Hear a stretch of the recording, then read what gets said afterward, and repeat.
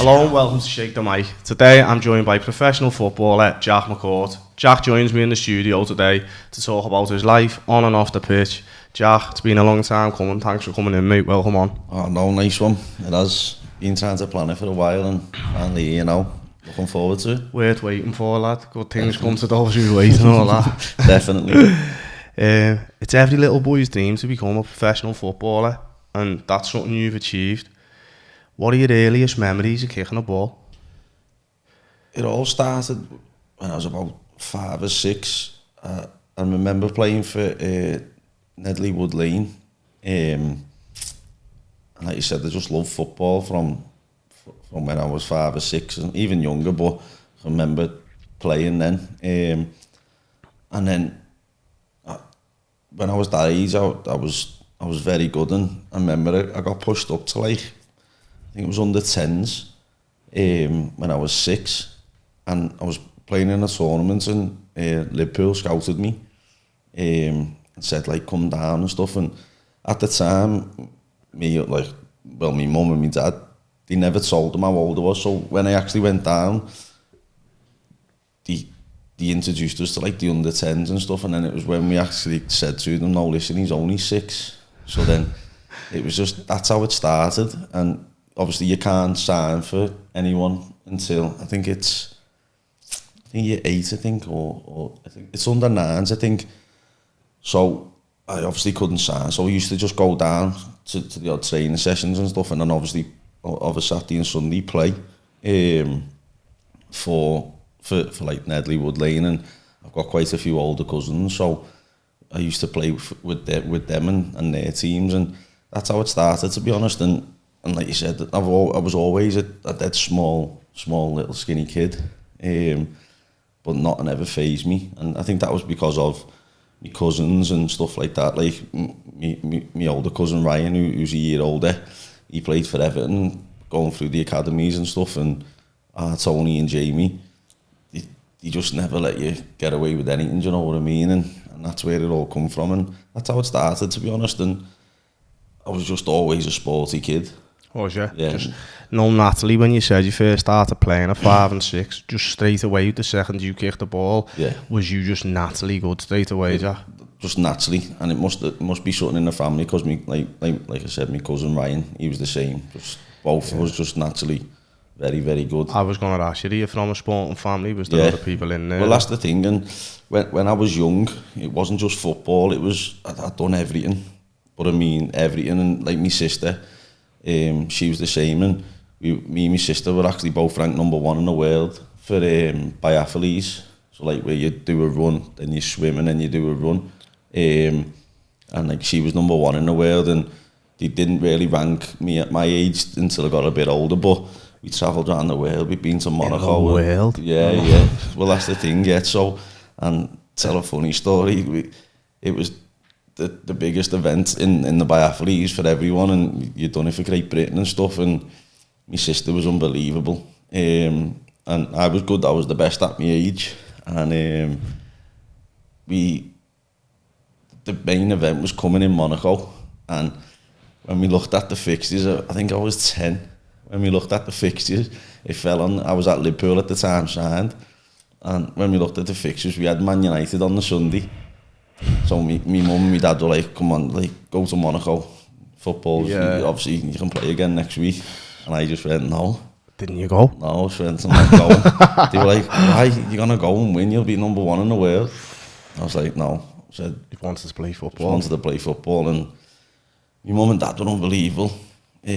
So they obviously went to Monaco with my sister, and my sister won, was number 1 in the world, and stuff like that. But wow. All I wanted to do was football. I was very good at everything, but football was the main. Do you know the biathletes, when you said it was like a run, a swim and a run? What type of run? Would it be a distance run? Yeah, a distance run, yeah. So I can't remember what it was over now. I can't remember. It was Would they be long or Yeah, good distance. Not might be a couple of miles or something. Yeah, like and that, then a swim, and then so it'd be intense, flat out exercise, constant, quick as you can. Yeah, just constant. Wow, amazing. So you never went, you just played Man U. How did that go?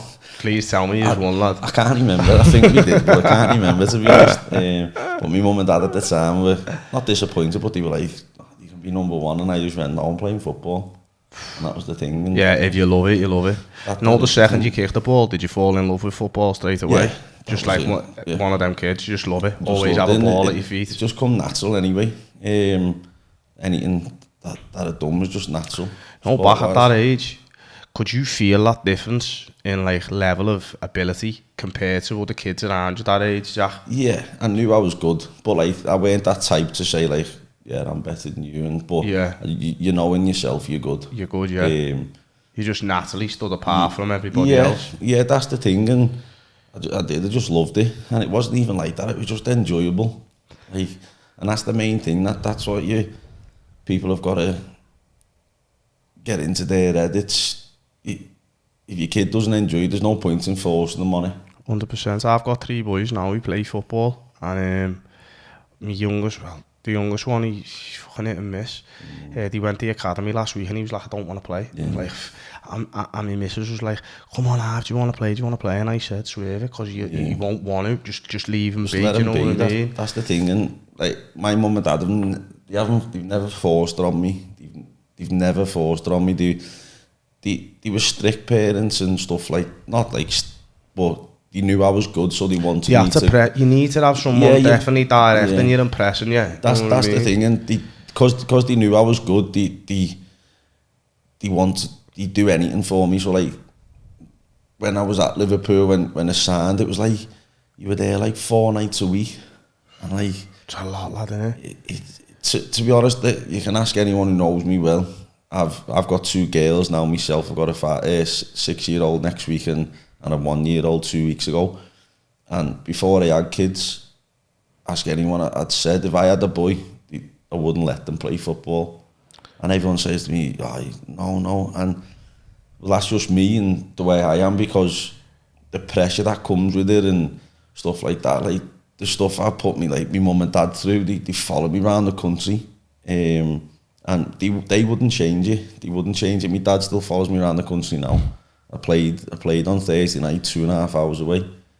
And he'll drive me there, he'll take me everywhere. But for me, it was like training 4 nights of the week, then you're playing on a Sunday, and then it was like you just had no life as a child because it was just constant. So totally understand that. When I'm with me mates and that now, and they'll go, remember when we used to go and do this on the street? I was like, no, don't know what you mean, no. Like, no. You were kicking a ball. Well, and don't get me wrong, I've had a good life and everything, and I'm so grateful for it, but then you can look back and you go, I've missed so much as well. Comes with discipline, doesn't it, lad? And discipline comes with pressure. Yeah. Because when it's applied consistently over a long period of time, people from the outside who just live a normal life, just looking in, don't understand, like, what's winning. That's the thing, and the main thing about it is people look and go, Premier League players, wow, what are you moaning for? And they automatically think that you're one of them, that like, I'm sitting here now on $100,000 a week. No, it's not like that. It's not even a fraction of that. That's what people don't get, and they go, well, you love it, and I did, and then become mature. Yeah,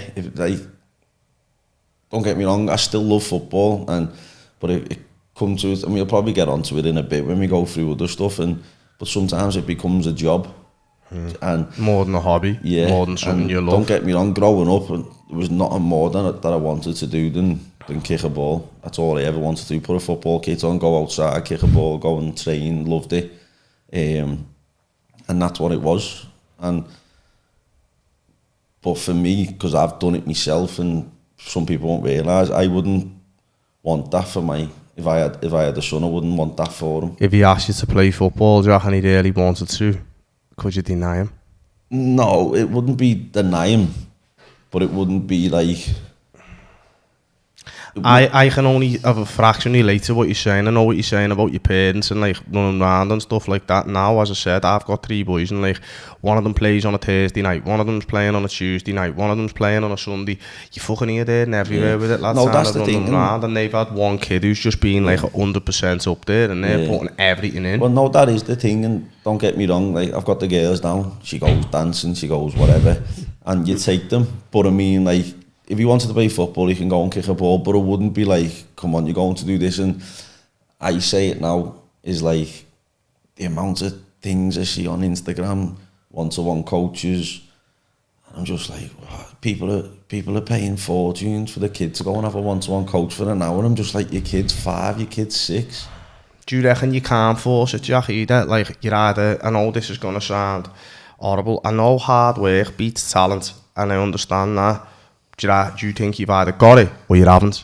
No, I don't know. I think you can, but don't get me wrong. Hard work does beat talent, and you can be talented no matter what. But and if you don't work hard, then you don't get to the top. You really don't.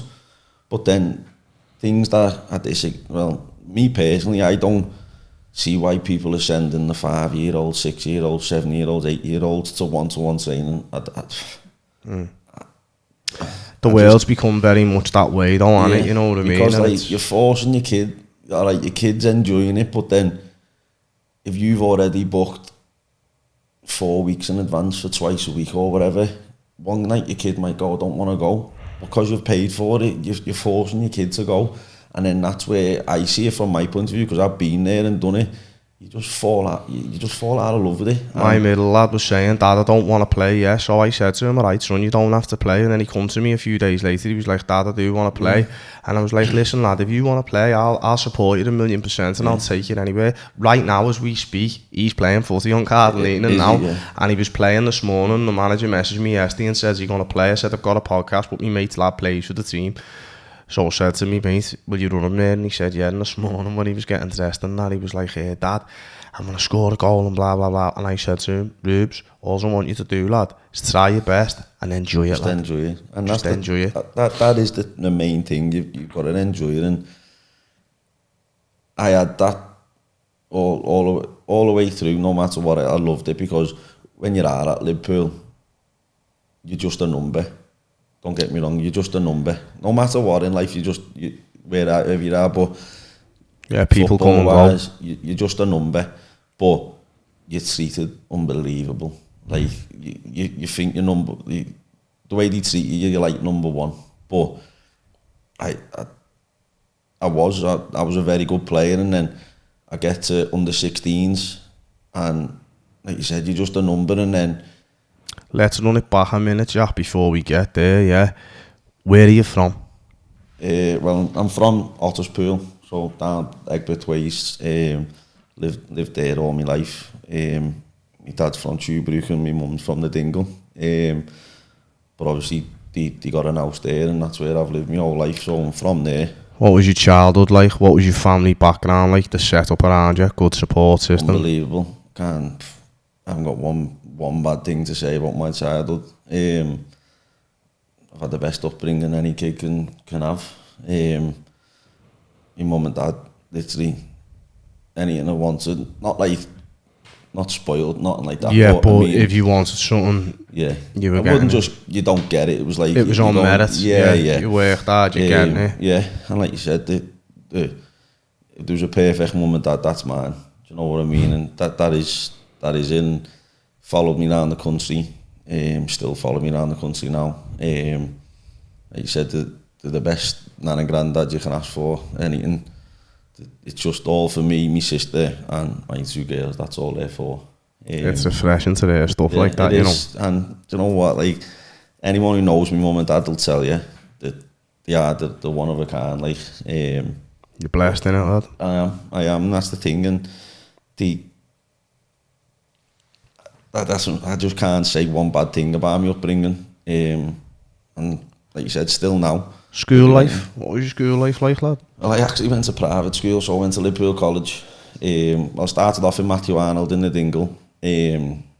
Loved it.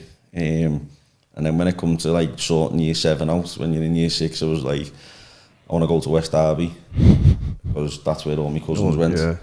And they were like, no, because I wasn't a naughty kid, but I was just like a little shit. You know what, like Easily influenced. Yeah, basically, yeah, literally. And they were like, no, like go and check Liverpool College. Goes there, and I was like, don't know, no, don't think this is for me. And they were just set on it because they obviously know me. I'm their son. They know me inside out. So then obviously I had to do an exam to get in there. Failed that, so didn't even get in on the exam. And then literally got in on a sports scholarship. Did you? Yeah. Yeah. So obviously I played for Liverpool at the time. And then obviously sports scholarship I got in. What was you like in terms of academics? Was you smart or? Far from it. Far from it. And do you reckon all your talents and all your attributes were on the other foot? They were all but then that's the other thing as well. It's if it did put me mind to it, I probably could have been.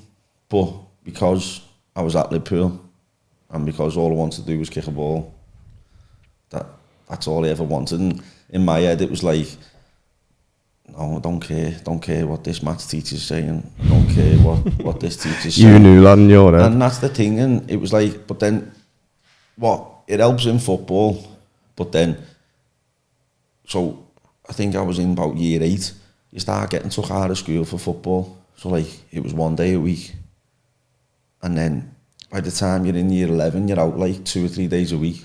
Okay, so you know when you said that you were playing at 5 or 6, you were playing on Wood Lane and stuff like that, that's like the proper grassroots level football that all kids play. Obviously, you got called down to Liverpool, they had a little look at you, you were too young to sign for them, and they thought you were older.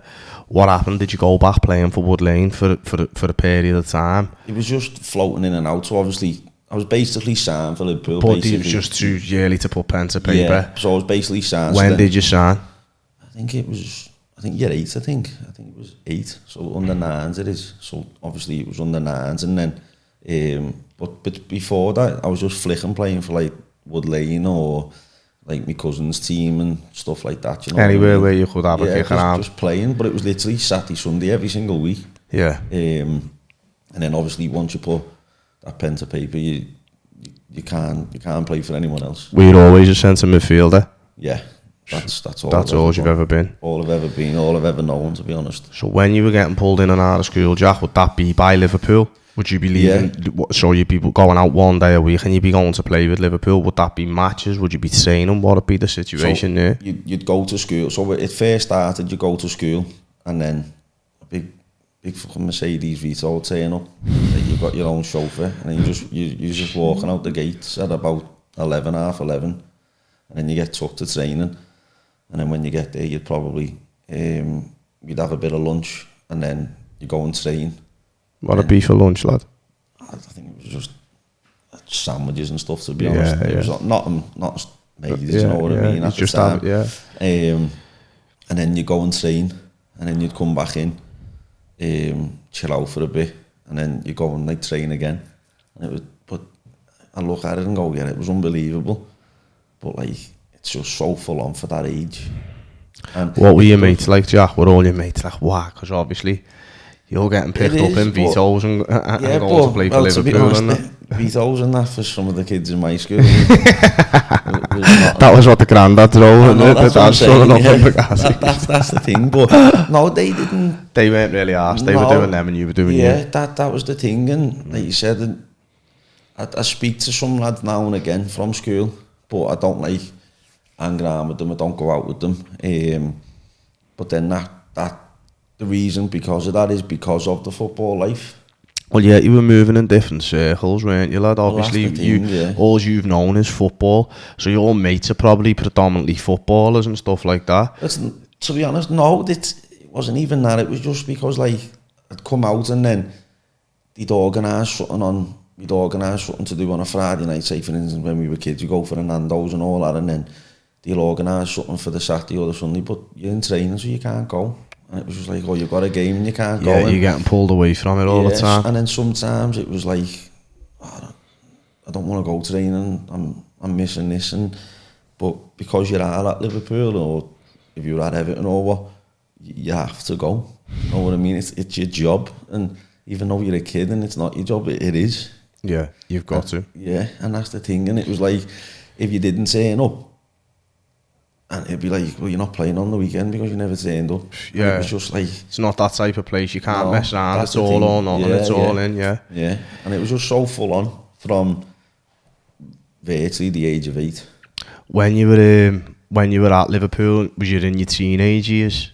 Yeah, it's all, like I said, I was at Liverpool from basically 6 to 16. Wow, yeah, so 10 years, there's a long period of time. Very long. Do you know, during the time of growing up and being a teenager, there's all that happens in teenage life. There's, there's drink, there's drugs, there's girls and all that. There's a lot of that going on. For you, is there any temptation there, or did you just have blinkers on for the sport? You just wanted to play football, or was there them things that tried to pull you one way? Drinking, drugs and that, no, never. Obviously, girls, yeah. Like when I was in year 7, I had a girlfriend who was a year older and I was probably with her for about 18 months. Just one of them typical... Yeah, school time. Young relationships, you know what I mean? You'd be arguing on the playground and... Yeah, all that material. Daft. She'd be writing your letters and that. I know, yeah. It was just daft. And then coming towards the end of the school, I got in another relationship, like a serious one, as I was leaving school and stuff, and then that finished. But like you said, it was that's no, the drinking and stuff like that. No, never really. Because I think because you were with Liverpool and stuff like that, the good outweighed the bad by a clear margin. Yeah, it wasn't like you said. You're looking and you're hearing the news, don't you?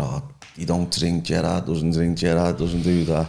But when you're a kid, you believe it, don't you? Yeah, 100%. Yeah, because you think you've got to, well, you have got to be disciplined, there's no think about it. You're 100% dedicated. Yeah. You get found out, lad, don't you? You know what I mean? And you hear so many tragic stories where it's like, he was amazing or he was brilliant and he fucked it up. Yeah, no, that is the main thing. And it's like you said, it's drilled into you from when you're 8 and you're 9. If football didn't work out, did you have a plan B? Not at that age, no. No. Truthfully, no. Didn't have a plan B at all. It was football.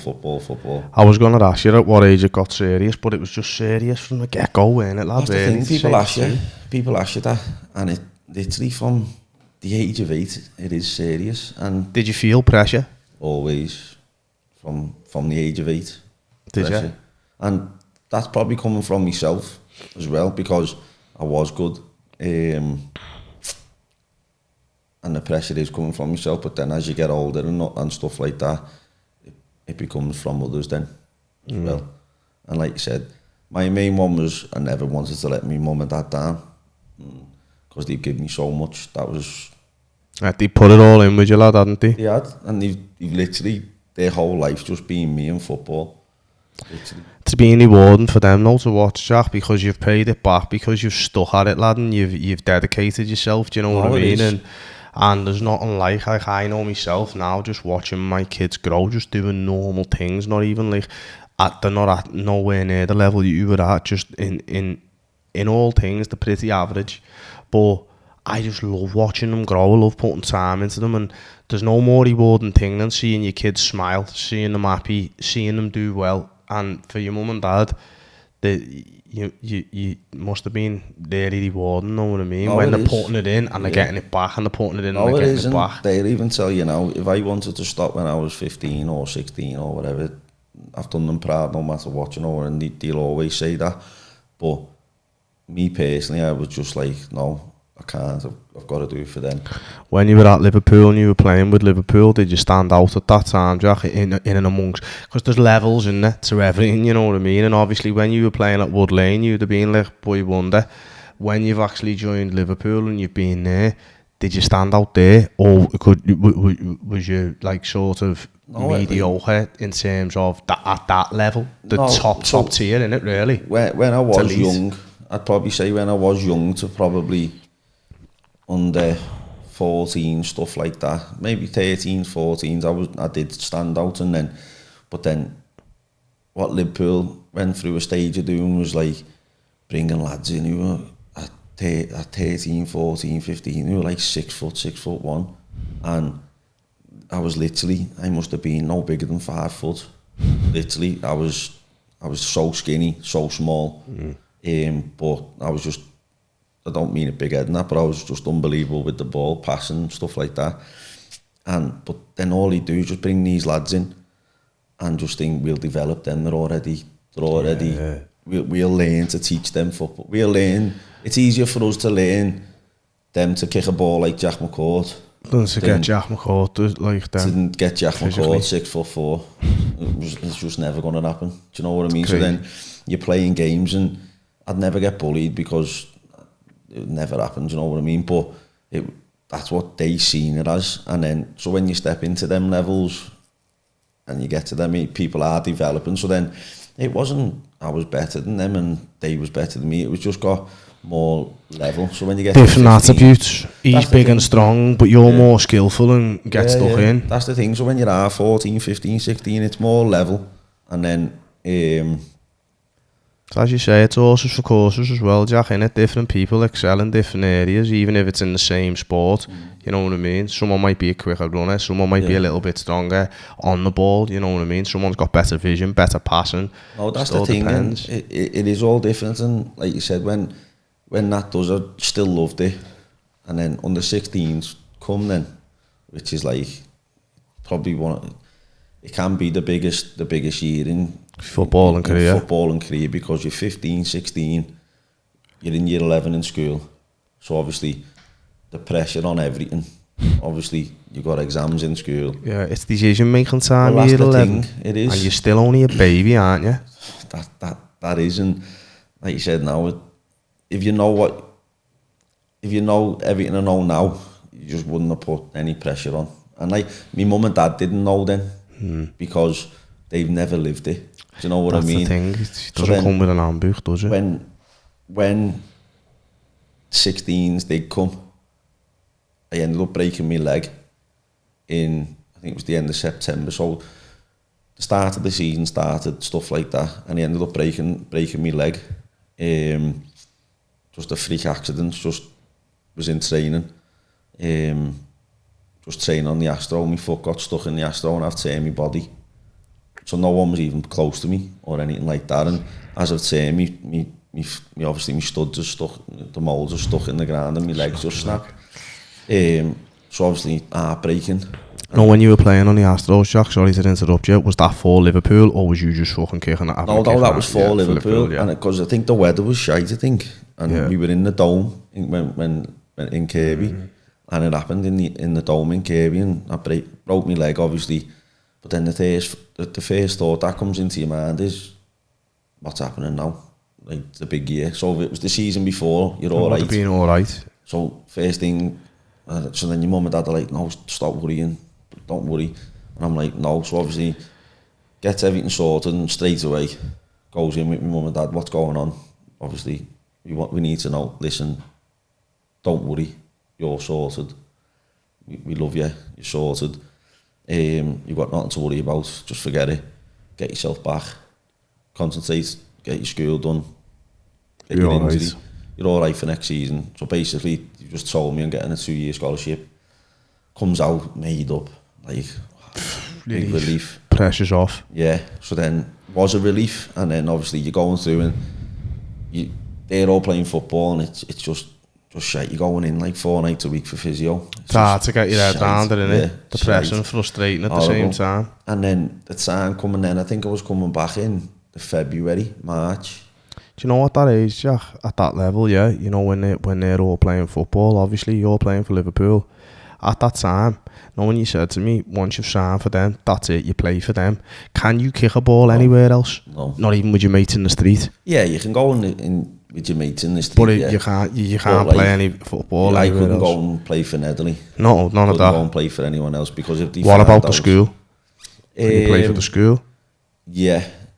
Well, I don't really know because my school never really played football. Football, so yeah, you're not sure, do you? Mine was rugby, and yeah, you can play for the school, but it was like, no, you can't go and play Sunday, Saturday league, you know what I mean? And you know when obviously you're playing for Liverpool there and you're saying they're all playing football in that league, yeah, is it like a small Premier League? Are you playing all the other Premier League teams? You're playing everyone. So you're playing Everton, Man U, Chelsea, all the teams, and they're all the up and coming players themselves at that time. Thing, and don't get me wrong, you're travelling around the country, and the coach, they put coaches on, and if you see Liverpool's first team coach now, they were like that when you were 9.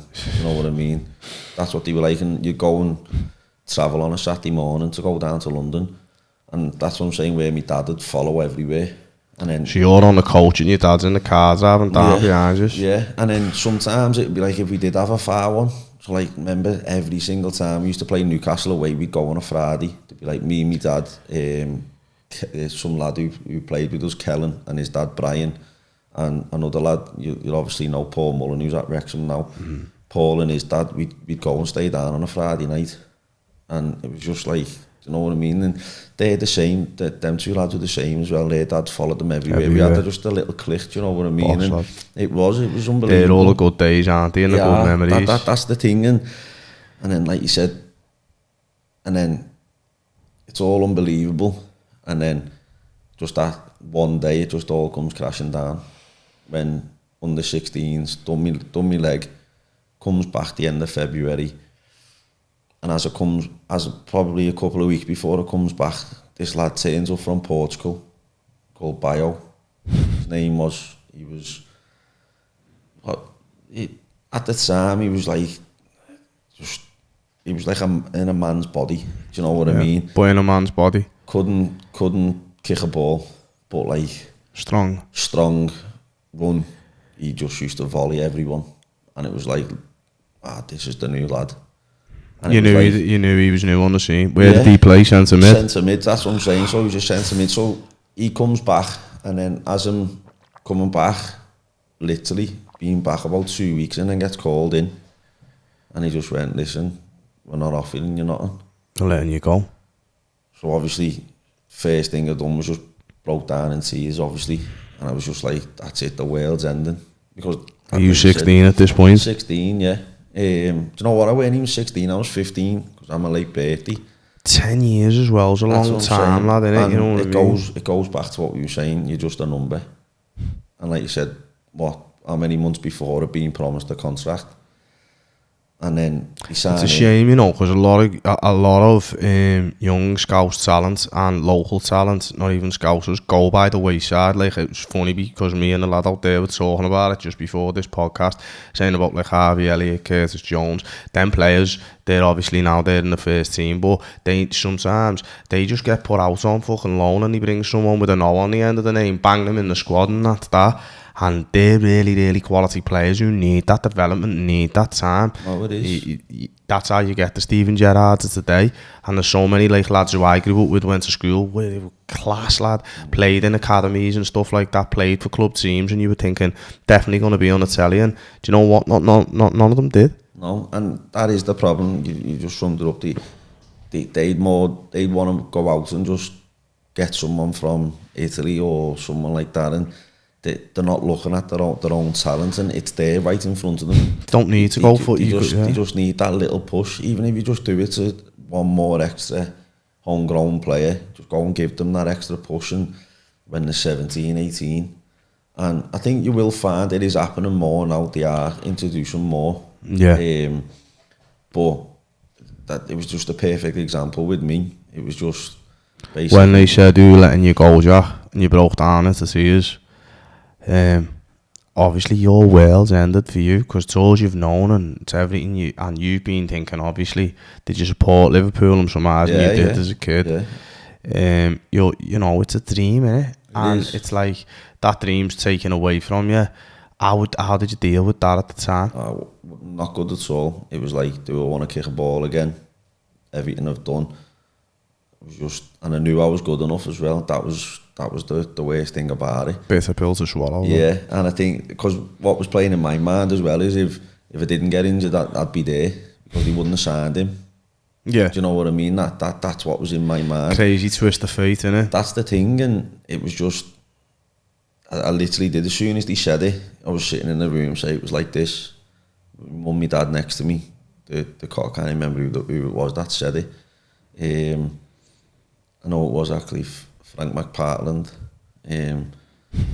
Not bad. Fuck you, Frank. And I remember them saying it, and the thing he said to me, and I remember from this day, is you're too small, and we're looking at your mum and dad, and they're small, so you're not going to grow. So I just broke down, and then... But looking at you now as well, that's the thing. You're not small, lad, are you? Well, no, and then that's what I'm trying to say is they're looking at stuff like that at that age, and people don't develop till 16, 17, and like you said, because I'm a younger, some of them were already 16, and I was not 16 until the July. What I can't work out with the logic with that is as well, if you look at Lionel Messi, he's the best player who's probably ever kicked a ball or put a pair of boots on, and lad, he's tiny. Yeah. My 9-year-old is similar size to him. I know. You know what I mean? You can't say because he's big or he's small. If you're skilled and you're talented with the ball at your feet, it doesn't matter. You find a way. Like look at Salah, lad. Salah's not a bit of a big stature, but he's strong. Yeah. When you watch him play football, he's very strong, and he knows how to use his body weight and stuff like that. And that's the thing. But going back to it, that's what Liverpool at the time. I don't know if they do it now. Couldn't tell you.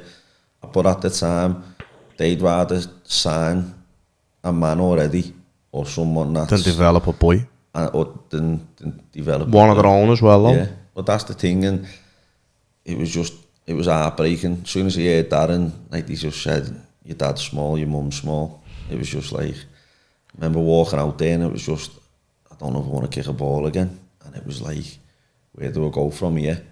Probably... Don't know if I did at the time, but knowing that I probably failed all my exams as well, which I did fail them all. The only one that I passed was PE, but knowing that I would fail them all because I put everything into football. All your eggs were in one basket, weren't they? That's the thing, and I knew I was good enough. Everyone knew I was good enough, but it was probably a coin toss between me and this lad. Well, it wasn't a coin toss because they bought him. They brought him in from Portugal. They bought him. Do you know when he landed? Bio landed. Did you know straight away? This isn't good for me. Well, no, because I'd been promised that contract, and like you said, you can't trust anyone. Football's the worst for it. Yeah. If you know anyone who plays football, he'll tell you. Yeah, they say one thing and do another. Yeah, but at that age, you don't think they're going to lie to a young boy. No, you've been there for such a long period of time as well. It weren't like you were in there for 5 minutes. It was prolonged, so you probably knew all the staff, the coaching, everyone. So they knew you as a lad. So you're thinking, if they've told me it's kosher, it's safe. Well, that's the thing. And then what did make it worse was when he said, you're not big enough. And anyone, say that to a little Google lad. Frank McPartland now. He's about 4'8". You know what, I will, I'll just Google him now. He's about 4'8". But don't get me wrong, he's sound. I've seen him ever since. I've seen him ever since. And I've spoke to him and let on and stuff like that. And listen, he knows his job.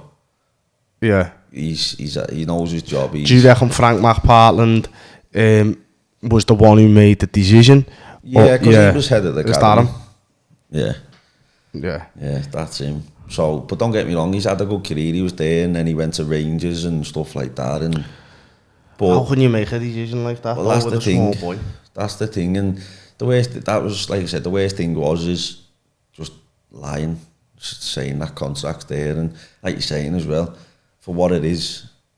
You'd have preferred at the time when you broke your leg for them to turn around and said, look, Jack, this isn't good, it's come at the wrong time, at the wrong age, you're a fantastic young talent, but we need to bring somebody else in now and develop them. But you know what as well, what frustrates me, and I can't see the logic in it, is it's not like Liverpool need you there and then because you're in the first team and you can send them for Champions League places, and it's, you know, the kids. So it's like, this kid, look, he was supposed to come through at 16, well, he's coming through at 17. Or he's coming through at 18. It doesn't fucking matter. There shouldn't be no panic there to develop you like that. Yeah, but people develop so much differently. And when it first did happen, like, the world was ending. Literally wasn't. It's like, where do I go from here? And then when he told me, I'd literally been back for 2 weeks. And that was like just 2 weeks training, no games, no nothing. So then it's, right, I've got to go out and find a new club now. Not kick the ball for for how many months. Was your confidence low at the time? Yeah. Because they've just legged you and the situation you're in. I think he even thought about just not playing again, and then, but I knew I was too good not to do that, so it was like, wow, what do we do? So then quickly found myself an agent, and then... How did you go about doing that, Jack? Finding an agent and stuff like that? It was through someone I knew anyway. Yeah, because you were in them circles. Yeah, Simon Conningham. Listen, he's a family friend now. He's done loads for me. Has he been with you from the get-go? Well, he has, but I'm not with him now, to be honest. We probably separated about 2 years ago. Yeah. And I'll get onto that. Like, but he then starts putting it out there, and I'd gone to, like, I went and played a game for, like, Rochdale kids, and who else was there? And it was just like, nah. And then we got the call saying, Leicester want you. No, being at Liverpool as well, the facilities there are unbelievable, aren't they? And you know that feeling, and you, as you said, you were treated like royalty. And then when you're going to play for the likes of Rochdale and stuff like that, where if it was the likes of me who got to play for Rochdale, just a normal kid, you'd be made up. But for you, it's like, this isn't for me. And that was the thing, and it was just like, where am I going from here? Did Leicester come in for you? Give you the call come in? So, how did that work? Walk me through. To be honest, I think I just played against them. Then he phoned me, obviously. Well, Liverpool started to say they sorted it. They might have done, I don't know.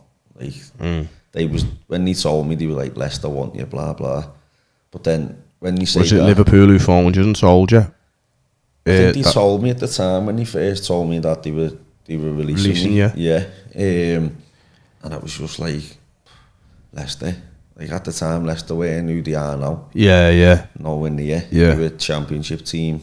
Yeah. And I was like, and then you Google how far away it is. 2 hours away, just over 2 hours away. That's the thing, and I'm 15 at the time still. And you're like, so goes down, plays a game, does really well. And then goes down again. And when I went down, I went with the 18s. Obviously, because I was going to move into the 18s. And when I got there, I thought, fuck me, they were men. And like, I know they're all my mates now. Ali Cisse and Liam Moore, both having unbelievable careers.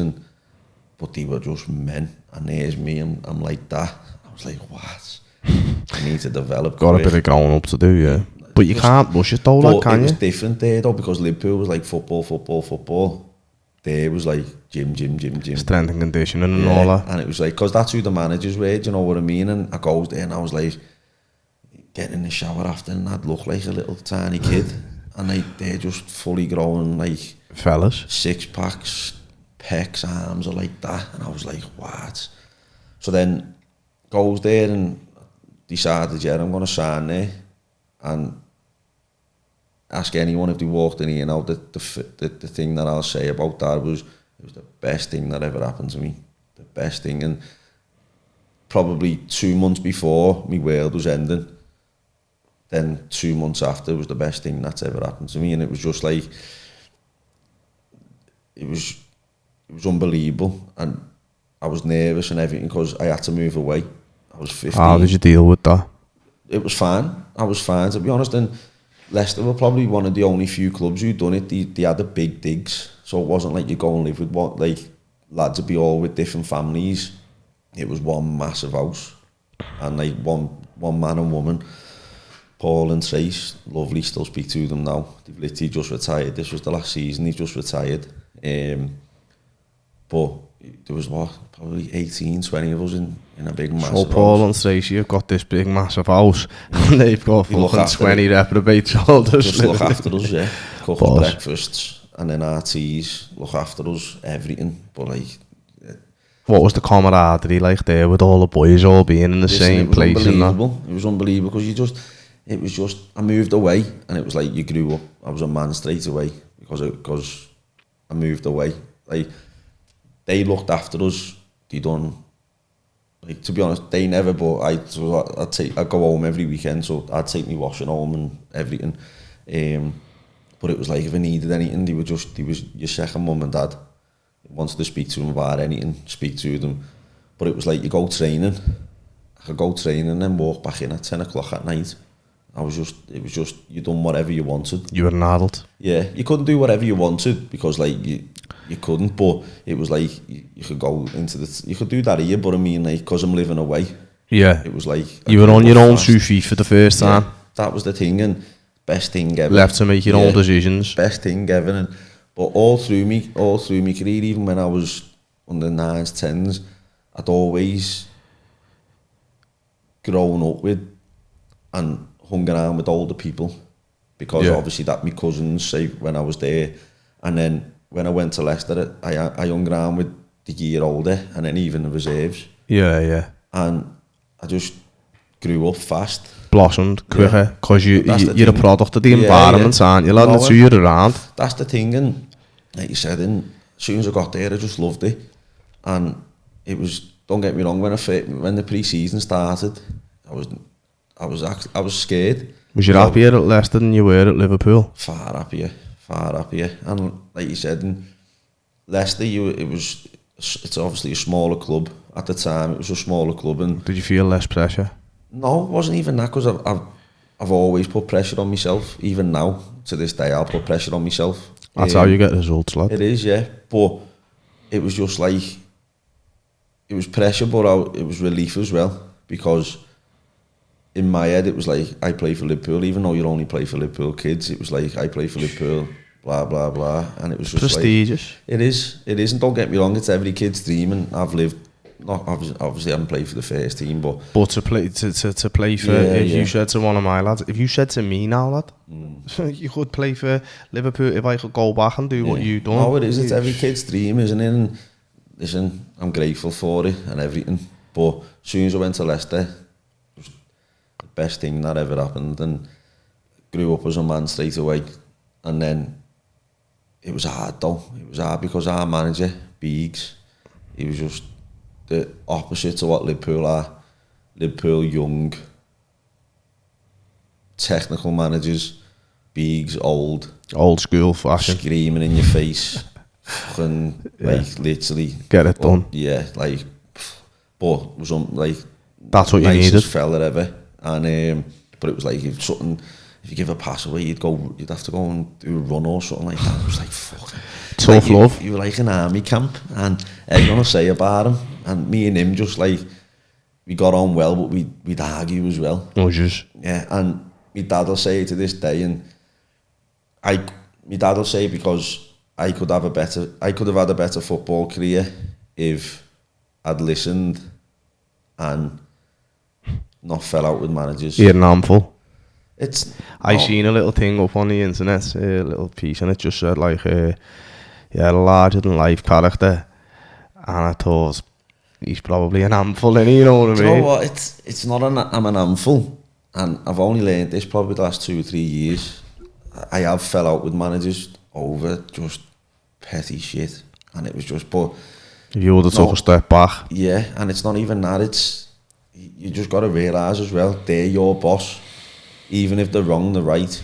And it was just like at the time and all that, I'd just be like, no, and I'd just keep going. Discipline comes in different forms, and even though you were disciplined in what you were doing in your sporting aspect, it's having discipline where like sometimes you're getting told what to do, and even though you don't like it, and even if it's wrong, you just got to accept it. And that's the thing, and you couldn't at the time, or you chose not to at the time. Oh yeah, and that is the problem. And like I said, now I'm 28, I probably only learned that the past probably 3 or 4 years.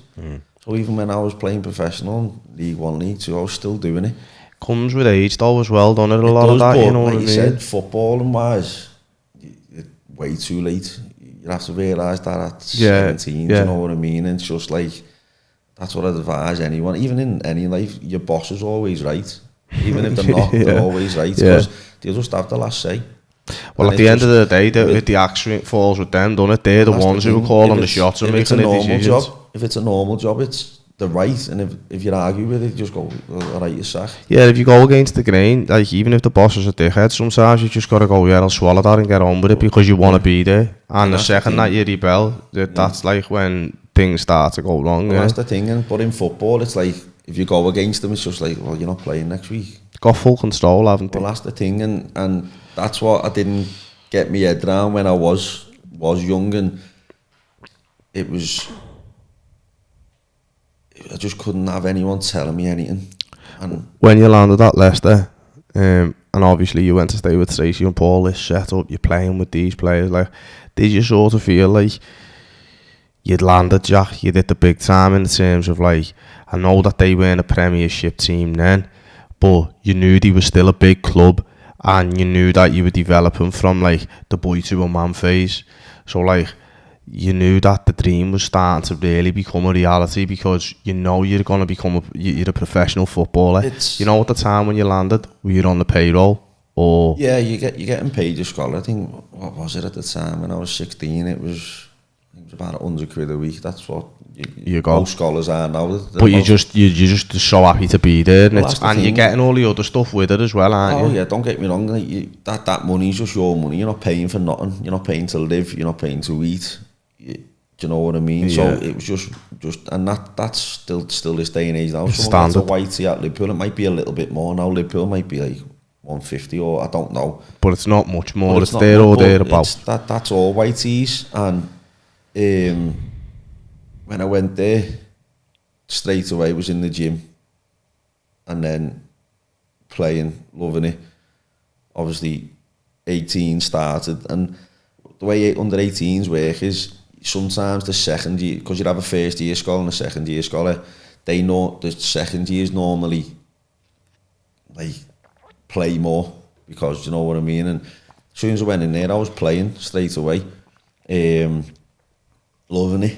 And then that full season, played most of the season, and then the season after, when I turned 17, that's when I did sign my first professional contract. And then I still had another year at YT on probably 120 a week, but they come at me with a professional contract, signed that, and then went on loan straight away. What was that feeling like when you signed a professional contract? More money, obviously. That was the main thing, more money. But then when that did happen, I actually ended up staying in the digs, but then I actually went on loan. I remember the day we had, because...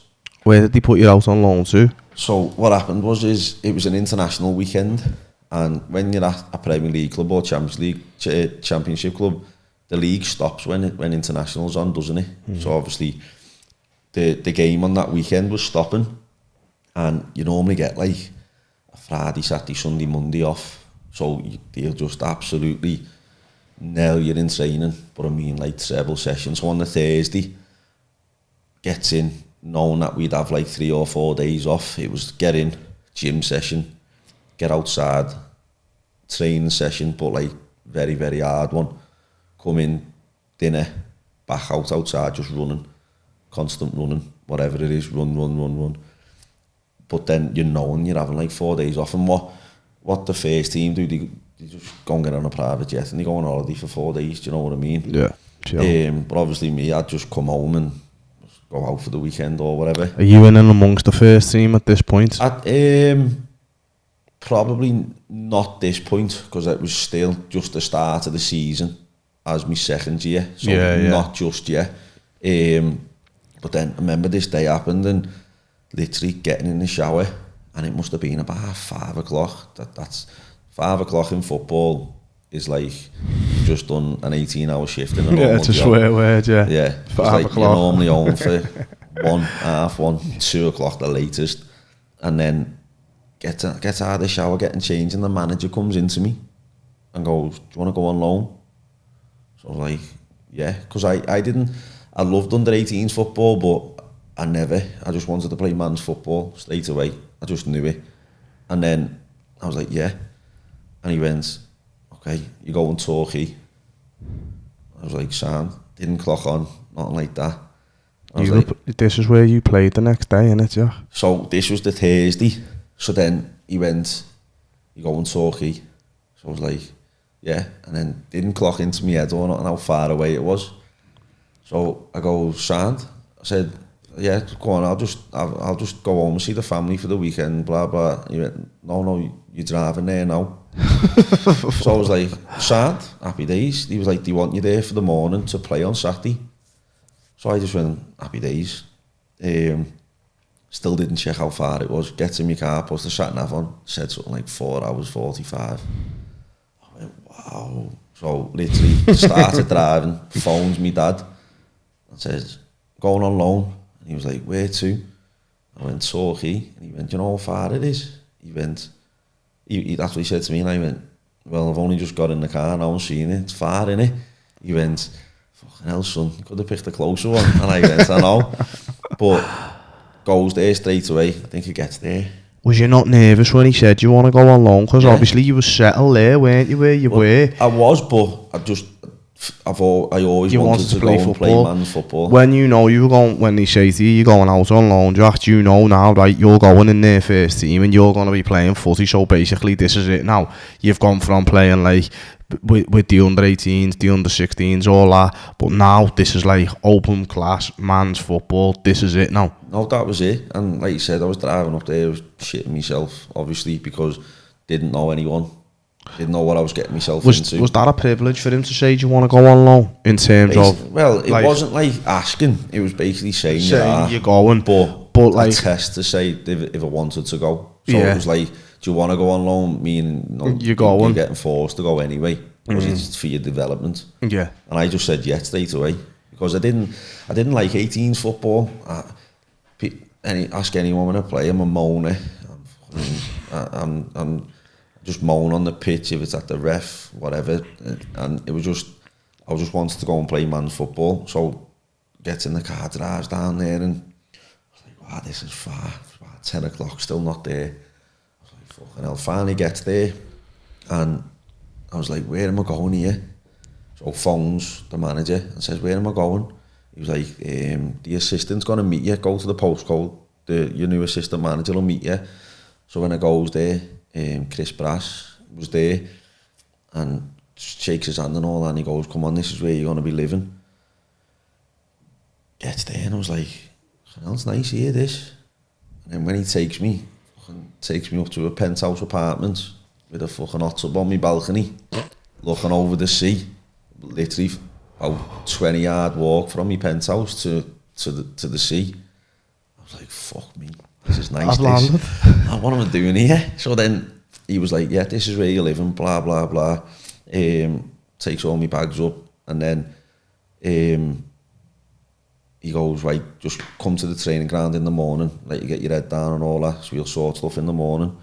So then, obviously, goes to bed. Did you phone your half and say that? Like FaceTime, look at this. And he was like, oh, what's going on here? So then, I've landed that. So then, obviously, they're in League 2 at the time.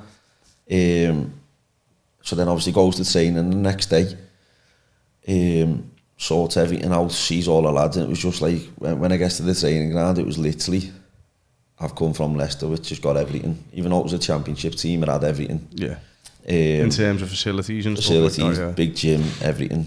And then when I get there, it was just a field, just a hut in the middle of a field. So it was like, basically it was like, we'd have like one of them cricket pavilions, but it wasn't like a big one. It was tiny, muddy, everything. I was like, oh, fucking hell. So then training started, and it was like intense. It was like, I was like, yeah, it's a bit of me, this. Loved this straight away. And then signs all the papers, gets all my gear, and then we had Wickham away the next day. So then phones me dad, and he was like, yeah, I just booked an hotel. Me and your mum are coming down tonight, blah, blah. So I was like, signed, and then just loved it. 3 months. But then that was another eye-opener. How was that fitting in as well? Because I read up that they put you out on loan, and I seen like they put you out on loan, and the way they put it was, because obviously you went on a Thursday, and you did get there late Thursday, so Friday. I'm thinking, you're playing with a team you don't even know on Saturday. Yeah. Know what I mean? And that's why I was a bit scared and stuff, because like you said, you don't know anyone. Like normally, so if I went to sign for a club now, you'd know someone, because I've been in the game for long enough. But then I was a kid. You were brand new, lad, weren't you? Yeah. Still a little boy. I was still not fully developed. But you're in a strange place as well, because you're far away from home. That was the worst thing about it. That's what I was scared for, thinking I'm not getting home here. Because even at Leicester, I'd go home on like a Tuesday. And it weren't too far. And then I'd drive up on a Thursday morning, and then have your game on a Saturday, and then you're home on a Sunday. And then here I was like, I'm not getting home. And then goes, trains, all the lads were signed. Then goes to Wickham. And then plays Wickham. I didn't start. Did I? I don't think I did. No, I didn't start. No, I didn't start. I think I come on for about half an hour. He was like, I was going to start you, but you've travelled loads. I'm not going to, you'll just come on. And then, I can't remember how we got on. And then my mum and dad like, you coming home? I was like, nah. I said, I'm just going to go back to Torquay. He said, it's too much travelling. I've done over the past couple of days. And then I was literally there for 3 months. And I think I got home 3 times. But I loved it though. I weren't bothered. Like, literally weren't bothered because there was a few lads from different places. None of them, like, loads of us never used to go home. So like, yeah, you just couldn't mingle. Yeah, we used to play on like a Saturday. And then we'd go out in like Plymouth. We'd drive to Plymouth and just go out in Plymouth and stuff like that. And I remember at the time, when I signed there, they were like, you get all your expenses paid for. So I was like, sign this. Just trying to work it all out in my head. I was like, hey, mum and dad, when you come to the game, my mum and dad had the Q7. I said, give me all your petrol receipts, everything. Just give me everything. So used to get like, used to take like 120 quid to fill up. Used to get like 2 of them a week off them. Yeah. Give them all me shopping. And used to just go in on a Monday morning with receipts. And used to give me all the cash back. I remember for the 3 months I was there. You were on a nice one. But I literally used to just get the cash, not spending, just say to me, mum, dad, take that home. And I was just weighing in every week. Yeah, it's nice. It was unbelievable. And then remember, it was the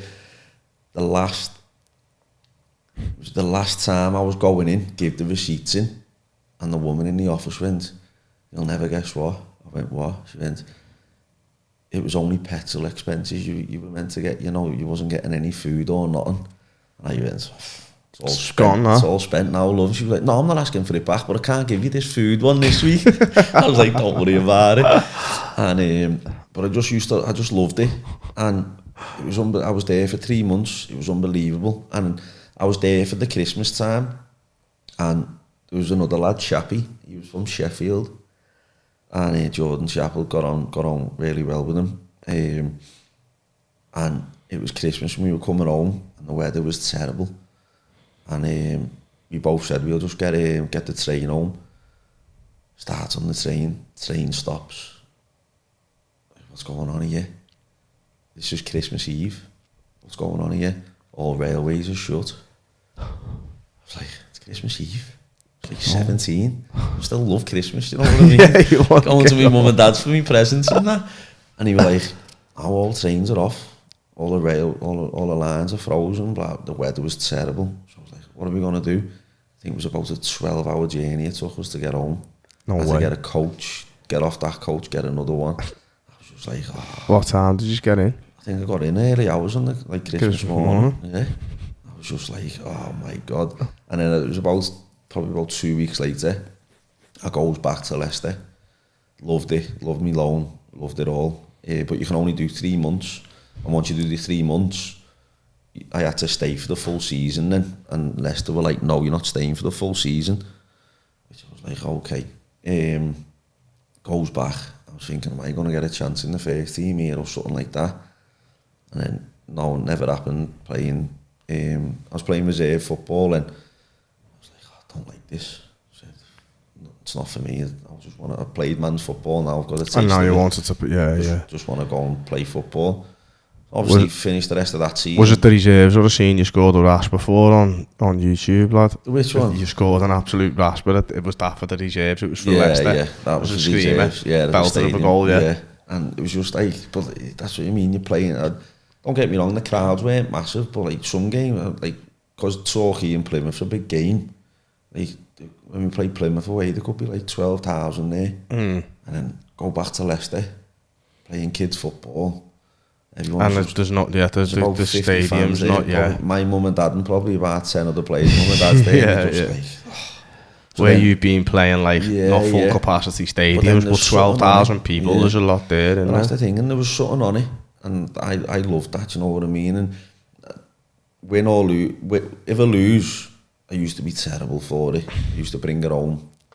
My wife will tell you now, I used to bring her home bad, terrible. And then, like, moody, wouldn't want to speak to her, wouldn't, even when the baby was, I wouldn't want to speak to the baby, wouldn't want to be near it, you know what I mean? And then it was only the last few years where I've just thought, you know what, as soon as I get off that pitch, as soon as I walk out that stadium, it's gone. Yeah. And people go, how do you do that? You should care. And I'm like, no, I do care. I've got a family. My family is more important than anyone. No, it's right, lad. Yeah, you've got to put it into perspective, haven't you? Thing. And I used to bring stuff Lad, over. my mate was the worst for it. Like when we were growing up, he was really good at football and that. He fucked it up, but he was really, really good. And like, no, if you get beaten, that lad, he wouldn't talk to you all the way home. It was mad and dad, and I used to want to iron him out, lad. I'd be like, "What's your problem, lad? We've been beat, so what? Let it go." But lad, he just could. Yeah. Like I mean, like if it was a Sunday, lad, if you were at the 9 o'clock kick-off or something, my man's still like this at 4 in the afternoon. You're like, I used to think at first he'll be laughing by 11:30. Lad, I was like that. Wednesday all day. I was like that even like on the Sunday and stuff. Going out with the missus and the baby and stuff, and just wouldn't want to be there. I was just like, if you won.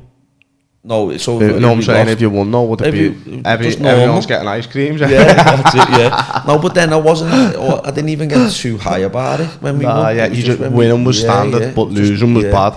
And it was just like, no. But then there's a funny story when I was at Torquay.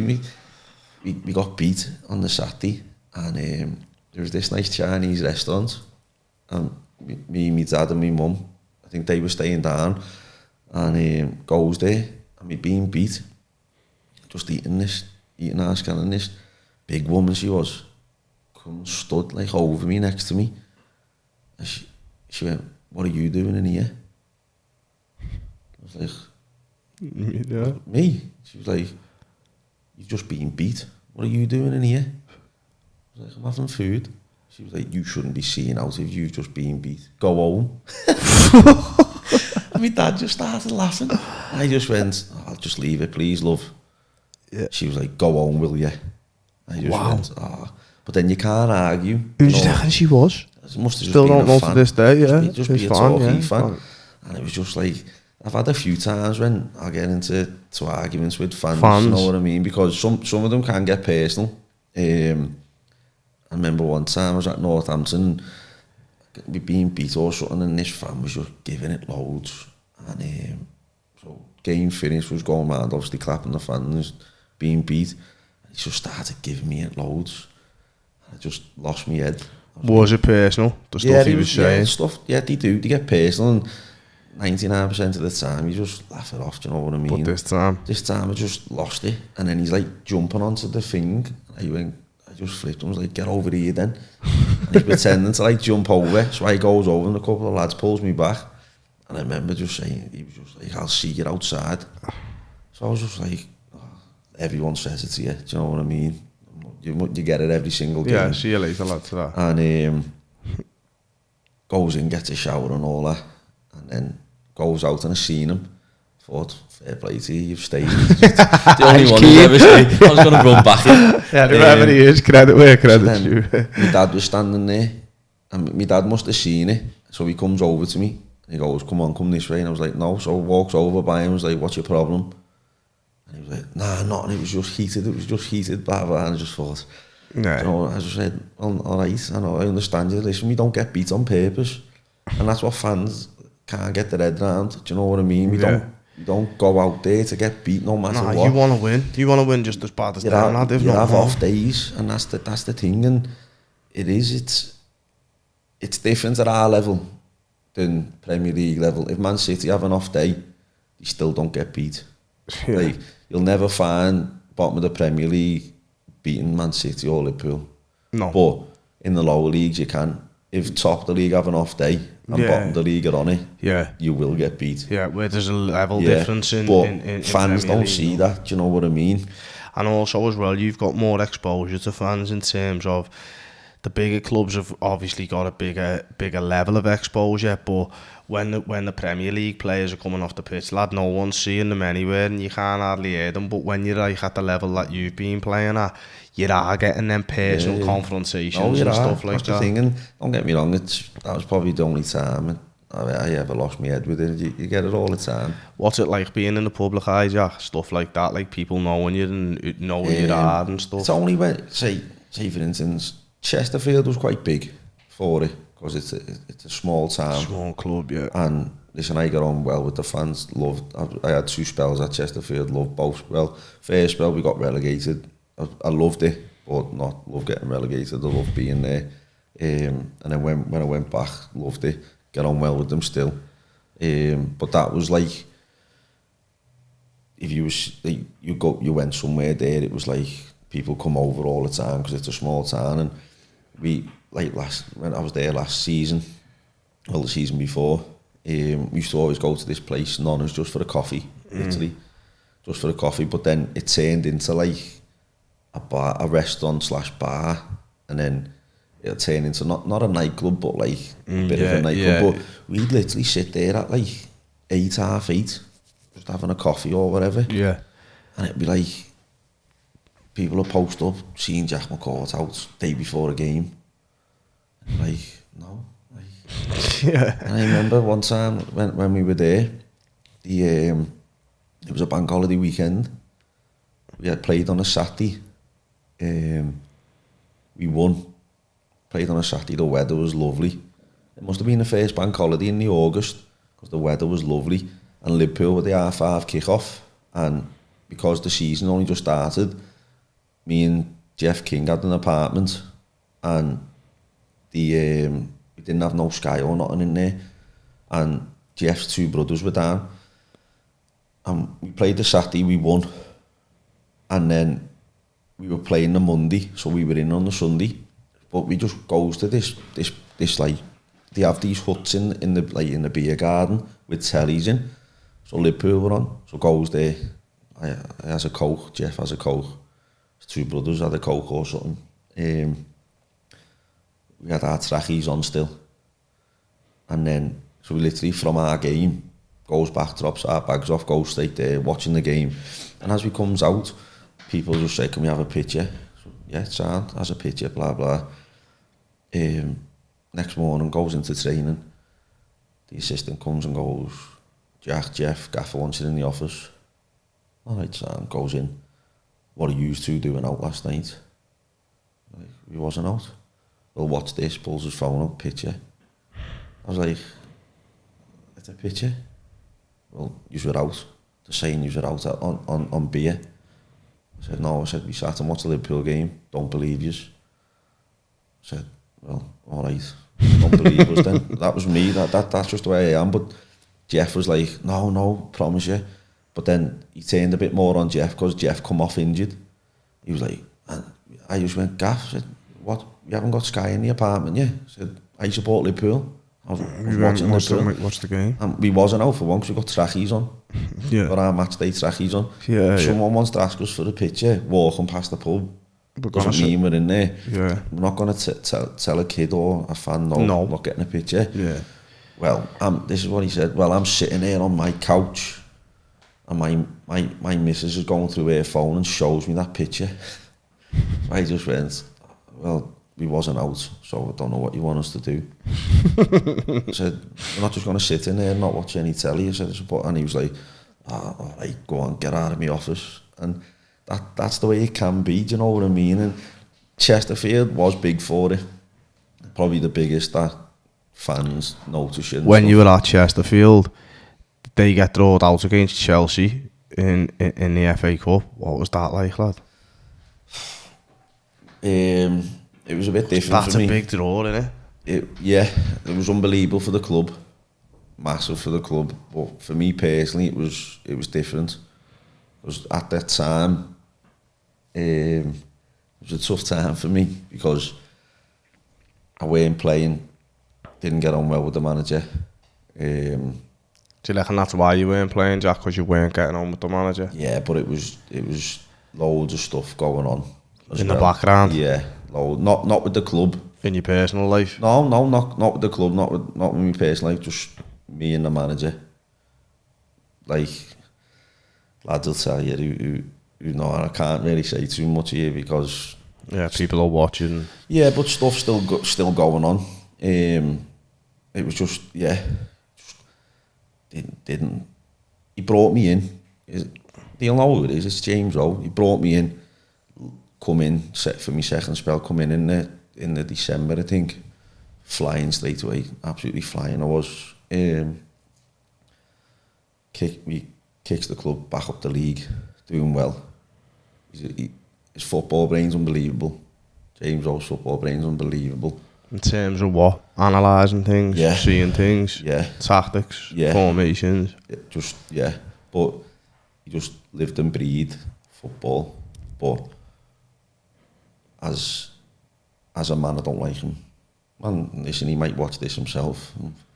That's fine. He probably doesn't like me, but I'll give it to him. His football brain's unbelievable. Yeah. But his man management's terrible. Personally, terrible. So then comes in, gets on really well with him. Always has me in the office asking me stuff. It's like, sound. Finishes that season, comes back. It was just like I was someone else. Very strange. I was just... Oh, like he was different with you personally? Yeah. And it was off just, with you? Yeah. And it was just like... Goes on and on. It was like... Jak McCourt this. It was Jak McCourt this. Jak McCourt that. Just like... No. Like, you brought me out to be someone that I'm not. You know what I mean? And then... Just... Never played me. Stuff like that. And then... Yeah, Chelsea come about was made up for the club. Obviously. Didn't you play in the game? No, and that's what. Do you think it would have been? Do you think if it would have been the season before, or the managerial circumstances would have been different, you'd have been in that squad? Oh yeah, I was on the bench. Don't get me wrong. I was there. I was on the bench. But it was like, yeah, the season before I would have played. I played every single minute of every game the season before. Yeah. When I signed there. Is that hard when a manager's sort of snuffing you out, Jack, and it's like you're a good player, you're there, you're fit, you want to play football, and you're getting no game time, and it's because of a personal feud more than it is based on ability? No, it is. It's hard. It really is hard. Obviously, every footballer, career, lad, isn't it? Yeah, you know what I mean? Every footballer will go through it, no matter what, and it's how you deal with it. Yeah. And then this time it was hard. It was hard, very, very tough, just because of what was going on. And it was like playing at Chelsea. You obviously want to play, don't you? Do you know what I mean? 100%. Every player's on that pitch. Lukaku and all that were playing with. Kovacic, everyone. Yeah. And then games going on, and I think 2 of the centre mids got injured. And you in the dugout? So I'm on the bench. I'm on the bench, and then he puts like a centre half on in midfield, and I was just like, yeah, I know it's personal. It is what it is. You know what I mean? Yeah. But like, what the hard thing about it is like people looking from the outside think it's all the players. You know what I mean? It's the players doing this. The players, we've heard this, and it's not. Do you know what I mean? It's really not. And like, if they are wanting you out. Media tells you what they want to tell you, and people believe it, and if they want you out, they can just mainstream it. You're not really going to be getting any exposure with your point of view. Well, no, that's the thing.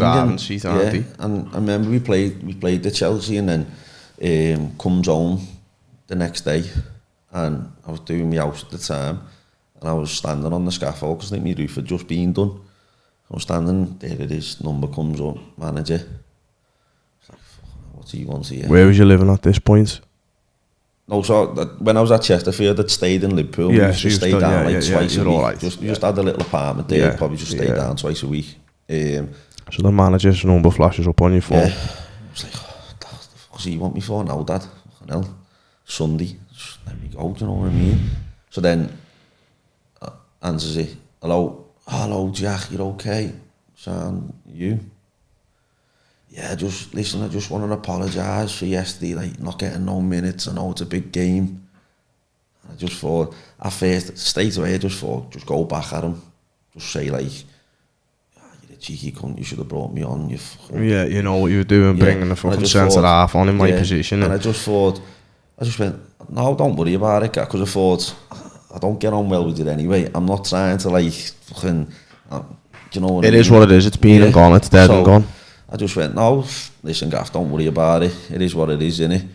And then he was like, yeah, when we come in tomorrow, come and see me in the office. So I was like, all right, sound. Goes in there, next morning, knocks on his door, goes in. Right, I'm going to send you on loan. I just went, no, you're not. Yeah, I am. Got a few clubs here. I said, I'm not going on loan. Did he even ask who the clubs were? So then he was like, yeah, listen, who did he say? It was some, no disrespect to anyone, but it wasn't like... They weren't the clubs you'd be wanting to play for, that's... And I just went, no. Well, yeah. I went, no, it's my decision. I said, you can agree with whatever club you want. But if I'm not playing... If I don't want to go, I am not going. And then, like, obviously, Chesterfield fans might look at this and stuff like that and go, wow, how big time's that? No, it's got to fit me and my family, and it's got to be right for me, do you know what I mean? And 100%, it's your life, you're the one who's actually living that. Yeah. For other people, it's a game. It's a game of football, but for you, it's your occupation, it's your job, it's your career, and it's your life. Yeah. And your family have got to come with that, and it's a knock-on effect for your family. And to be honest, at that time, I wasn't even thinking about the family. It was what you wanted. And that was the main thing, and I just thought, everything that was going on, I'm not going because you want me gone. I'll just, even if that, at that time, if that loan probably would have suited me, I probably still wouldn't have went. Just because he was him. And I just thought, no. So then all kinds was going on, all kinds. And then we had a game on the Saturday, and he left me out for a couple of games then, just in the stand, and we had a home game. And comes game finished, we got beat, and we sat over the opposite side, so where the tunnel was. So I'm walking back across the pitch, and one of the staff comes over to me and goes, bearing in mind, I get on well with every single lad in that dressing room. We had a very close dressing room, very, very close. Comes over and goes,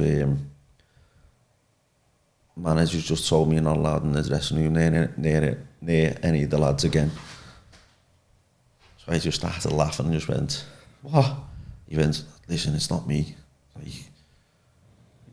You're not allowed in the dressing room. And he went, I'll see you in there in 2 minutes. And he just went, oh, Jack. And he walked off. And then, so starts walking across there and goes straight in the tunnel, straight in the dressing room. And sits there, where it sat in the corner. And there was a big coat behind me. And so I'm leaning back, and everyone, the dressing room in Chesterfield, and I should have your little cubicle thing, whatever it is, where you hang your shirt up and all that, but the corner bit hasn't got one, so I'm just sat there leaning back, and then he's come in, and like he's noticed me and like half gone, but then not said nothing. Yeah. So then done his team talk, flipped, and I haven't realised where I'm sitting and leaning is his coat. So I'm sat there and I'm leant on the coat, and he comes to like hook it off the hook and pulls it, and I just leans dead hard onto it, and he goes, can I have my coat please? And I goes, oh sorry, is that yours? And he goes, yeah. And I goes, oh go on then. So he takes it and then goes, and then that day York had come in for me to go on loan, and then when that happened, I thought, oh, do you know what, I'm going. I can't be dealing with this. I just thought, you know what, I'm going, and just every day is just an argument, just gonna make you unhappy, grinding you down. That was the first thing, and then a talk come Monday, what's he gonna do if he's just said don't be near any of the lads? Is he gonna say go with the 18s to try and get me out? Is he? Well, this is the thing, because they have got full control, haven't they? Well, people to an extent, but they haven't. But he can make your life difficult. Well, that's the thing, they can make your life difficult, but for me at the time, I would have been alright. Do you know what I mean? But I just thought, you know what, I just want to go and kick a ball. So I knew York had come in, spoke to York, and then the Monday morning was going to go into Chesterfield and finalise it to go just for the rest of the season. To be fair, York were in the league below and was up. It was like second or something like that. So I thought I'll just go there and do well and get promoted. Yeah, if we do alright, we'll get promoted, we'll be back in the same league. Well, they did. York got promoted that year. And it's a nice place to live as well. So I just thought I'll stay down there. And on the Sunday, I ended up getting a phone call from someone saying, basically finalised everything. Basically got a phone call from someone at the club, Chesterfield. I said, you're not allowed to go. So I was like, what's going on here now? Like, there's a lot of politics in the job. You're messing with heads and all that now.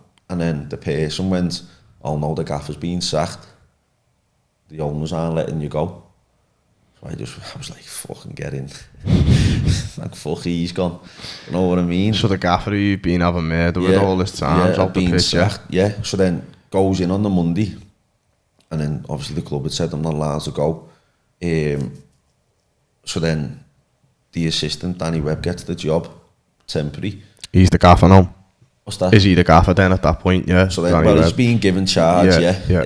And I get on dead well with Danny Webb, dead well. And then so normal training, spoke to him, and then trains the Monday, Tuesday, the Thursday trains, and then he pulls me on the Thursday and just says, listen, I want to play you. He's saying, but I'm not playing you this Saturday, for whatever reason. Like, he told me them, but I won't say just like on this now. Yeah, okay. He said, I'm not playing you. I'm going to give you the weekend off. He said, but we've got Stockport on Tuesday, you're starting. So I went sound. So trains on the Friday. The lads were, where were the lads? The lads were miles away. So he just said, listen, don't come. I'm not going to make you travel. Don't need to. Go home. Just get your head right. You're going to play Tuesday, Stockport. So, I think, was it Stockport this Tuesday? Or was there someone else? And then Stockport, can't remember. And then, so, plays, and then the game plays me. Fair play to him, does really well. Plays really well. Plays Stockport, plays really well. And then like playing Stockport, and we were 2-0 up, and then we drew 2-2.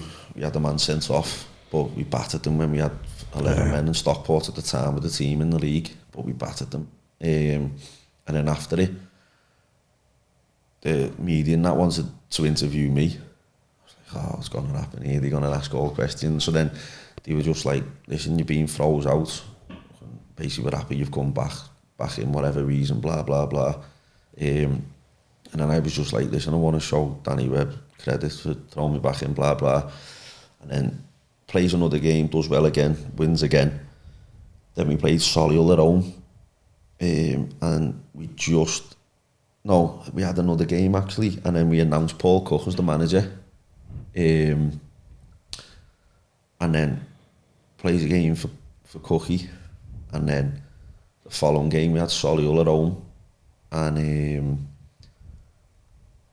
bearing in mind of being frozen out, and then comes back in, was flying, doing really, really well. And it's coming towards the end of the season as well, so it come at a good time. You're getting a bit of momentum again, before that break. Yeah, so then Solihull, and then a kid ends up nailing me and snapping the ligaments in my ankle, and my head just went, like just completely went.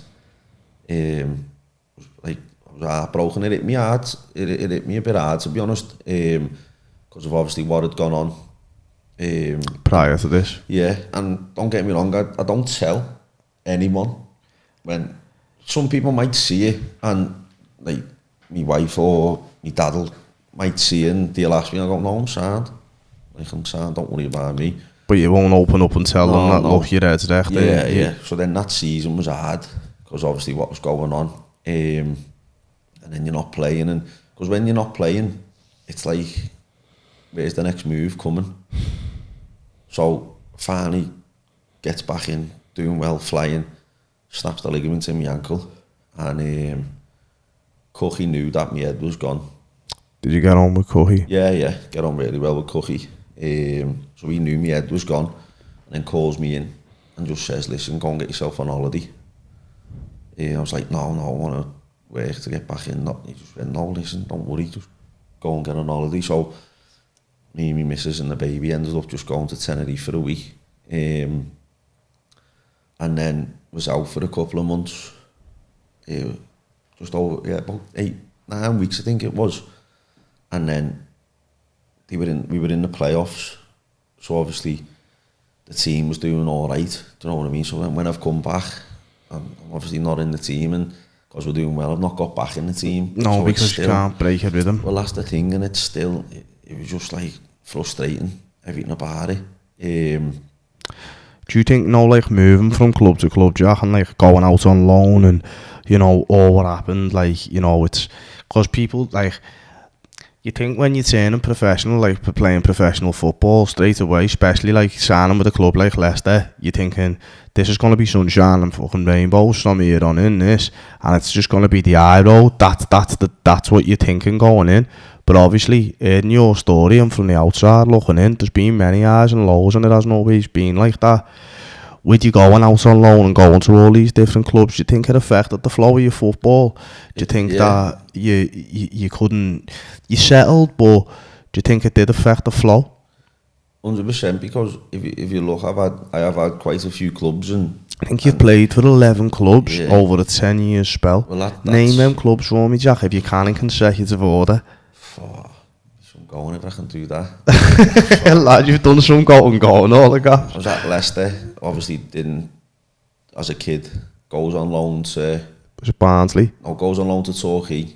Comes back, goes on loan to Port Vale. 3. Then leaves Leicester, signs for Barnsley on a 6-month. How was that? That was unbelievable. 2 Wembley trips. Unbelievable. But that was like half my fault as well, because we were arguing over it. Not arguing, but like when you're negotiating over money, and I longed it out a little bit. Bit too long, do you reckon? No, it was like a week or 2. And then they signed a lad called Josh Brownhill, who's like captain of Burnley in the Premier League now. But if I signed before him, I might have played that game before him. And it might have been different. But then they won that game. There's a lot of politics in the football, isn't there? But he signed, and then I signed a couple of days after. And Barnsley was second to bottom at the time. And then when we signed, we won every single game and got promoted through the playoffs from second to bottom. But then what pissed me off the most as well is Lee Johnson signed me, and then about 8 days later left and got a move to Bristol City. But he must have known that was happening and could have said something, but never. Do you know what I mean? But so there was unrest then, because you were going into another unsettled situation. Well, that was the thing, but Paul Eckenbottom got the job. Do you know when you've been going from club to club and money-wise and stuff like that, making them decisions, is that all on you, or do you have good counsel around you, Jack? Do you have people who can, like, not negotiate for you, but give you advice and maybe let you know what you're worth, or maybe like say, listen, if I was you, that's a bad move, or go there, or is it hard to negotiate your way through that, navigate all these, because loads of madness is coming at you, innit? 1 second it's right, you've signed with us, blah blah blah, next minute it's a knock on the door, you're going out on loan, week later, there's a problem here, he's leaving, or come in the office a sec, what's going on here? You know what I mean? Your head must be wrecked, like, in terms of when it does happen. When it does, it is hard to settle in footy unless you go and sign them 3 or 4 year deals. Do you know what I mean? Because you can never have security. You can have it mostly now. What they're doing in the League Ones, League Twos, and National Leagues is like 2 year deals. It's a little bit of security, but it's nothing major. Do you know what I mean? And then it's like you'd have an agent, and when I had Simon at the time, he was like a family friend. So yeah, he had he was thinking about me and stuff. But I know lads who will have an agent who's just like, no, go there because the agent might be getting a big bung. Yeah, yeah, like, where they haven't got your best interest yeah, to that. But it was me at the time, and it was, so if it goes on loan to Port Vale, I had Rob Page as my manager. Got on really, he's Wales manager now, got on really well with him. But was only there for a month and then goes back. And then goes, signs for Barnsley, didn't really play, but loved it when I was there. And that's where I met my wife. So obviously that was meant to be, do you know what I mean? And then when I left Barnsley, Rob Page come back in for me when he got the Northampton job. And come back in for me. And like you said, is when teams do come in, you have your agents and they do say this and that'll be a good move there. Yeah. That'll be, and you do have to listen because like obviously money does talk, you know plays what I mean? A part, yeah. It does, it plays a massive part, and that's what people don't get who've never I'd say played it. money's 60-70% of the deal, and then the rest of it's going down to, you know, location and happiness, isn't it? Well, you know that's what the I mean? thing, and it's, I'll always say to I wish now, well I don't wish now because obviously I would never have met my wife, but I wish I never left Leicester to go to Barnsley, because I'll always tell a youngster now, stay at the highest club possible. If you had a message out there to anybody who's turning professional or just landed, what would that message be?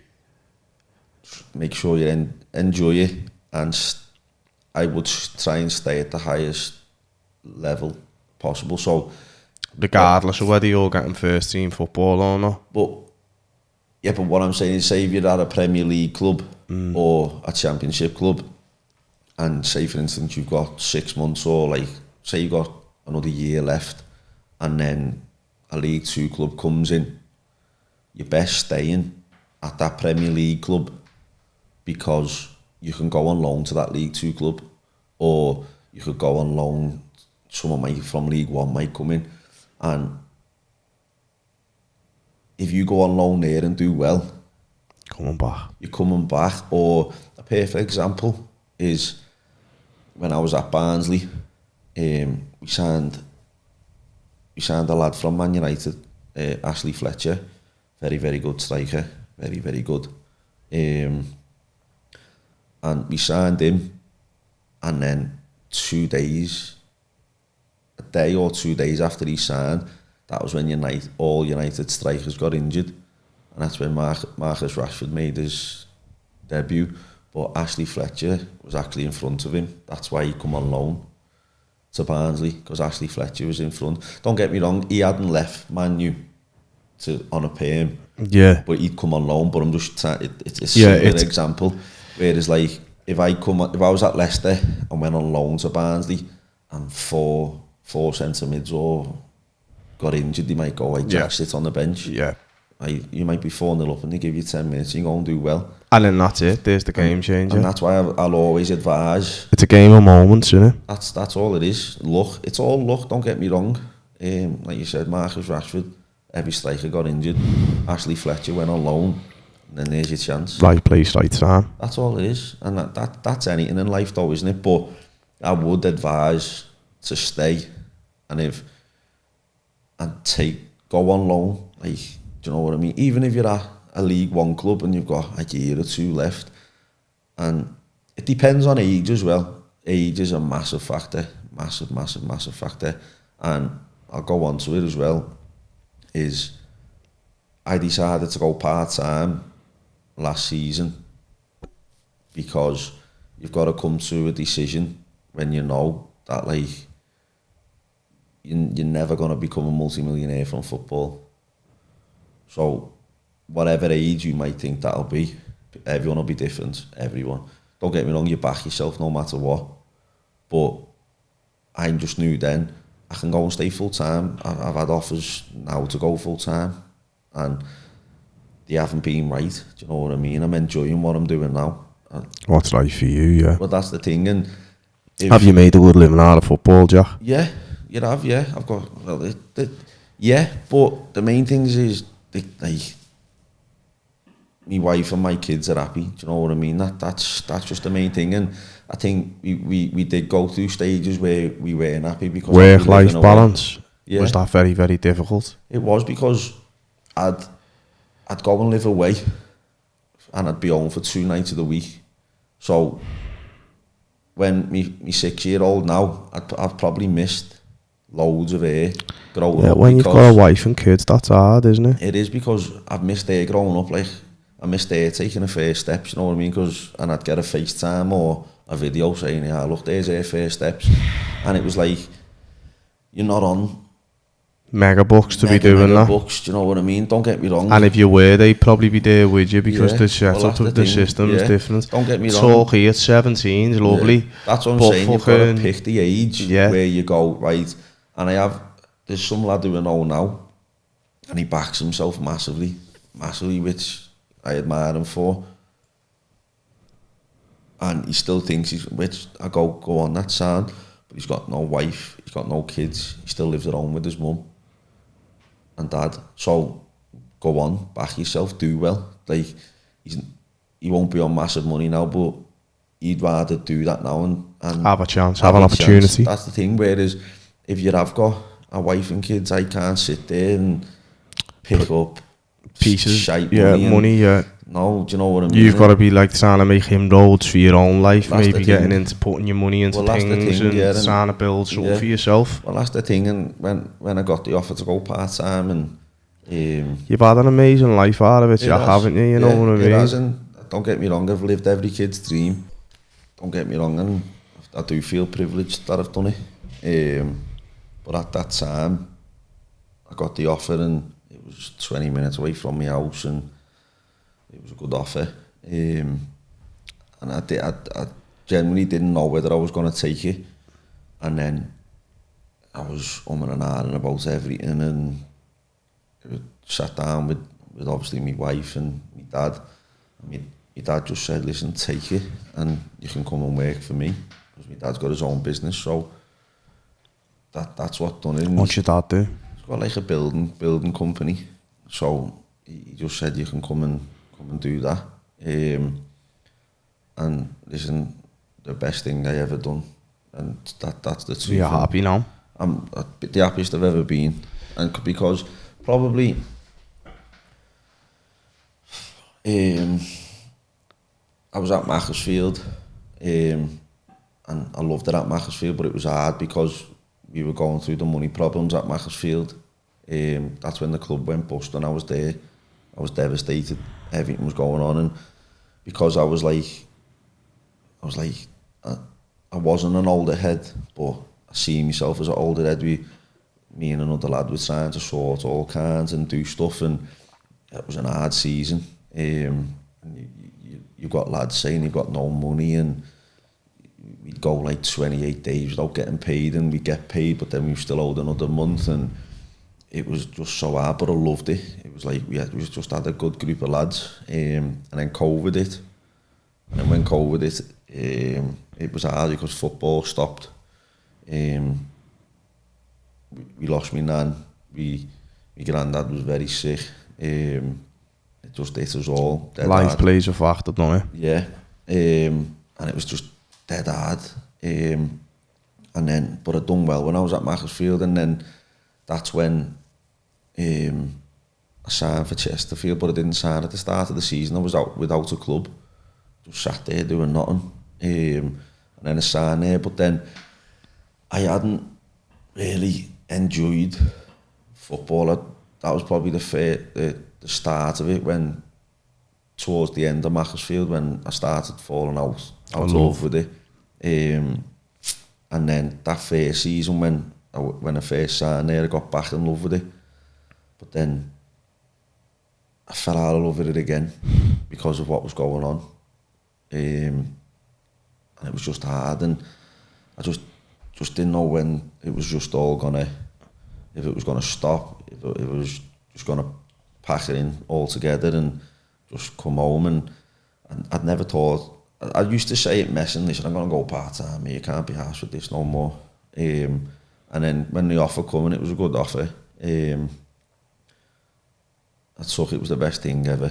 Good, right for you and right for your family. Just, yeah. Do you feel like you've reached your full footballing potential, Jack? No, never. No, I haven't, and I think, no, I could have played higher if I put more to Have you it. got any regrets about any of your career so far? No, never. I won't regret nothing, no. Won't regret nothing, but if I put my mind to it more years ago. If I could ask you, the best manager you've ever played under? You've got to pick one. Trying to think now. Different factors come in with different managers. Like Daryl McMahon, when I was at Macclesfield, I still speak to him now. Very good manager, got on really well with him. But that was just because all the other stuff going on as well. So we become close because of that. He was a good manager as well. Richie Wellens, when I was at Swindon, it was like we had a love-hate relationship. But his football brain was unbelievable. But then he could just switch, which, don't get me wrong, that managers, that's fine. But what he's done as a manager up to now spoke for itself, do you know what I mean? Promotions and everything.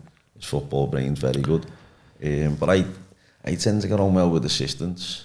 Do you? Yeah, like try and get in with assistants. Well, the assistant's putting the word in with the boss man anyway, and he's always going a long way for you, even if you do get on with them. But it wasn't even just to put the word in. I don't know why. I just always got on. You got on with them better. Yeah. But I've always got on well with them, but then would fall out with them, and then like try and make it up. Do you know what I mean? And it was just that's my own fault, and that's why I've never lived up to my potential, because if I fall out with them, I'll fall out big time with them, and then you're gone then, do you know what I mean? Yeah, it's over, it's curtains from there on. That's my fault. And then it's like, we want you out, and then you're like, well, I'm not going for nothing. And then they're like, what do you mean? Well, I want paid up to go. And then it causes just not necessary stuff, do you know what I mean? What did Jose Mourinho say about you? I remember that, yeah. We had played Man U in the FA Cup. I was at Northampton, and then I dislocated my shoulder in the pre-season, and then we got drawn against them. I was like, I'm back for that. I need to be back. And to be fair, Rob Page, another one, I got on really well with him, unbelievable manager. He threw me straight back in. I think it was my first game back, and obviously because I support Liverpool and don't like Man U, and he was like, listen, don't be doing nothing stupid. I know you don't like them, blah, blah, blah. And I was like, I'm just going to play a game, like, chill out. And then it was the first half sound, and then half time he was like, Jack, just don't do nothing stupid. And then the ball come down the line, and I haven't gone into do him or nothing, and I knew what he was going to do. He's put his back towards me for the ball to roll down the line, and I'm coming from like the back of him to the side of him, and I thought he was just going to let the ball run, so I was just going to take the ball, but he's like moved his body with it, so I was just gone straight through him, and it was a bad tackle, terrible tackle. I should have just been sent off straight away, and that was the first thing that come into my mind. It was the manager, and I remember done it. He gave me a yellow card, and I was like, wow. Who was the tackle on? Who was it? The Pie, was it? It was the Pie, I think. Or Martial maybe. And I'd done it, and he booked me. And I was like, wow, I'm a lucky boy.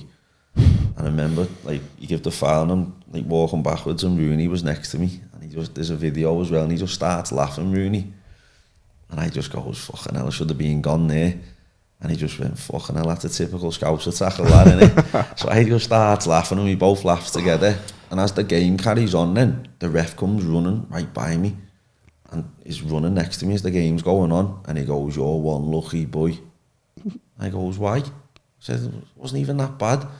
He went, fuck off. I went, he went, the only reason I never sent you off because the Man U striker was offside on the build-up, and the linesman never give it, but he was off. He said, so you're a lucky boy. And then I was like, oh, nice one. And then I blew up then, about 15 minutes to go, because it was my first game back, I blew up, and then it comes off. I remember Mourinho just like saying stuff to me. I was just like, oh, whatever. And then he come out in the press, and I can't remember what he exactly said, but I was all over it. Literally all over Sky Sports, moaning about the One of the dirtiest players he's ever seen, he said, Jose Mourinho, yeah. I was just like, oh, whatever. And then I had all Man U fans messaging me all kinds, and I was just laughing. Was you loving it? I was loving it. I was loving it, just sitting there laughing, reading my phone, just on it like that. And but yeah, he come out, and it was a bad tackle. But they surreal moments, like being on the pitch with Wayne Rooney and stuff like that. Like, yeah, that's what you play for. And it's, if you look at my dad's house now, my dad's got like a little games room, and I give him every shirt of every club I have. But then when we play big team and stuff, so I got Rooney's shirt, and like my shirt, it's got the FA Cup writing on it, and they're all framed together. And even though when we played Chelsea, I never played, I got Kovacic's shirt, you know what I mean? So they're all hanging up, and they're the little things, like... I like to your career, Jack, if you had to pick some, what would they be? Signing the first professional contract, because that sets you up. Big. Do you know what I mean? That sets you up. Going to Wembley twice, that was massive. The first time, and I was cup tied because I'd played for Port Vale when I was there on loan, but still being involved in it and winning it was still unbelievable. And then the same year, getting promoted through League One. So yeah, I'd probably say the best part was Barnsley. If you had to choose a team to say the best team you've ever played for, maybe not in terms of ability or credibility as football goes, maybe more like the lads, the camaraderie, the dressing room, you know, where you've enjoyed it most, like the best team you've ever played for as a professional. The best team footballing wise I played for was that Barnsley team. When I first signed there, we had some unbelievable players. I was like, how are these near the bottom? Like, literally, I hardly played them, but literally every single lad in that starting 11 went on to make an unbelievable move. Like, unbelievable. That was the best footballing team. The best as a group. Or where you've enjoyed it most, maybe? Well, when probably Chesterfield, last season, just the lads were unbelievable. Even though on the pitch it wasn't good, off the pitch we just had an unbelievable group. We were close, very, very close. So I'll probably say that Chesterfield group, yeah. Or Swindon. When I was at Swindon, I used to stay in a house with like 4 of us. We were very close there, like me, Mark Richards, Ollie Lancashire, James Dunn, Marcus Smudge. We were just very close because we used to all stay down because we were so far away from home. So I'll probably say them two, Swindon and Chesterfield. Role models and idols? Role model, me dad. Stevie and a Barbie dad. And then idol, probably the obvious one in it, Steven Gerrard. And I've got 2 probably, Steven Gerrard and Xabi Alonso. They're probably the main 2. Good answers, like strong answers. But yeah, role model, me dad definitely, and then them 2, yeah. Currently now, where are we now today? You're playing at Buxton now, aren't you? Yeah. At the moment, you're playing there part time. Yeah, and this is probably the most I've ever enjoyed football. What does the future look like for yourself? What's next season looking like? Don't know, yeah. Depends if Buxton put that contract in front of me soon, so they best watch this. No, because it's the most I've really enjoyed my football. And I've said it a couple of times, and I do mean it, and sometimes I wish I went part-time earlier. but I just don't know if that's because I am loving my football as much as I am now. I take it serious no matter what. Take it serious, but it's not. I take it serious, but it's not as much pressure, if you know what I mean. But there is as well, because I don't like losing or anything like that. Yeah, you're there to win, and if you're going to play, you want to play. Well, otherwise, you'd hang your boots up. You're not there to mess around. No, that's the thing, and like you said, it's like, I don't know how do I put it. It's like 2 weeks ago we just had a big night out, but the manager and every single staff member was there. And camaraderie, togetherness. It's because it's not a club. It's because it's not like as it's professional. Buxton is very, very professional, but it's not where like if I was at your Swindons and all that, it was like, you're not going out with the manager.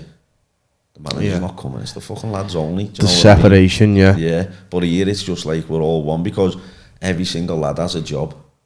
Community lad, yeah. Do you know what I mean? Every single lad has a job. The football is not the only job. Do you know what I mean? Yeah, a bit more real. Yeah, bit more. And that's the thing. Everyone's just more down to earth. Walk me through the life of a full-time professional footballer. Give me a week in the life, Jack. What would you be doing? Like, give me some sort of structure to the days. So, like, if you're a Monday to Sunday standard week, what would you be doing? Get up in the morning, have your brekkie, and what? Standard morning, like standard week would be like Monday morning, I'd travel. Say if I was at Chesterfield, travel, leave 6:30, get to the training ground for 8:30, breakfast, get yourself ready, massages, stretches, go out to train at 10 o'clock, come back, probably finish about 12, half 12, come back. What would training consist of? Would that be kicking a ball and drills, running up and down in and out of just your normal standard stuff. Football practice. Yeah, yes, just your normal training, possessions, games, passing. Come back, have dinner, and then probably sometimes gym on a Monday sometimes. But to be honest, we used to always go to the gym if it was just to go in the pool or anything like that. So, and then I'd stay down there then, go and have a coffee with the lads, stuff like that. And then Tuesday, get up, go there, breakfast again, train, but train and be harder on a Tuesday because you've got the Wednesday off. So you do a lot more, do you know what I mean? It's a lot harder, and then you'll have a gym session, then it'll be like, you have to have a gym session. And obviously come home then, probably get home for 5, something like that. Wednesdays off, speak with the kids and stuff. Thursday, drive back up, same again, but you do more prep work then for the Saturday. Do you know what I mean? So you might watch a video in the morning on who you're playing, and then you'll say, right, this is what we're going to do. Bit of gym work again in the afternoon. All the training times is similar. You very rarely train for more than like 2 hours. But like, if it's an harder day, it'd be more running, like less balls, you know what I mean? And then gym in the afternoon, and then the Friday, you'd be in, and it'll be a dead short session, just a little bit of shape. You're playing on the weekend. Yeah, a little bit of shape, a little bit of set pieces, little small-sided games, and then you're off. And then if it's away, back, showered, lunch, straight on the coach, down to the hotel. And then for the game days, some managers are different. Most managers are normally you're up, breakfast optional, and then everyone would have to meet at about 11:15. You go on a walk then.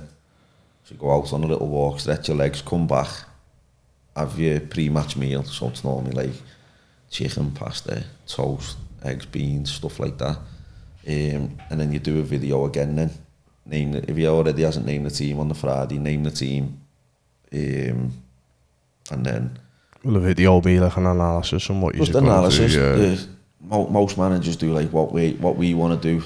What we want to stop them doing. Yeah, watch them do their strengths, their weaknesses. Probably last about 20 minutes, something like that, 25 minutes. And then you just get on the coach and go then to your game.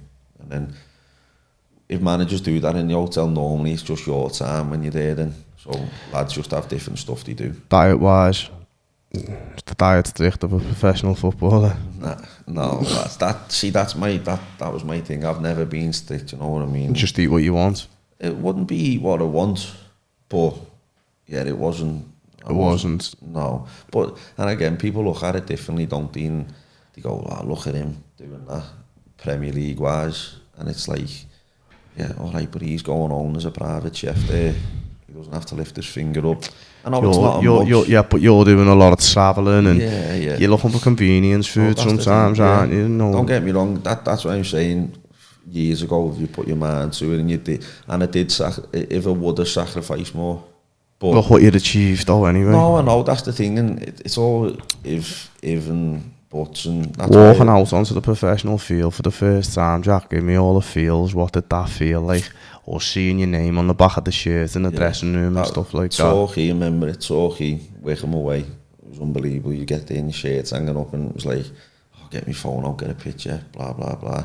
And even though the stadium was nothing special either, then do you know what I mean? But it was still like, and then you come running out, and I was like, yes, this is it. This is what you've worked hard for, and yeah, it was just surreal. Do you know what I mean? And even like when you run out at Wembley and stuff as well, that was the same. And you just you still get it now as well. Do you know what I mean? Even though you know when you played at Wembley and you ran out there and stuff like that, with all the crowd in attendance and that, could you really feel that energy? And yeah, you do. You just try and take it all in, don't you? Do you know what I mean? Amazing.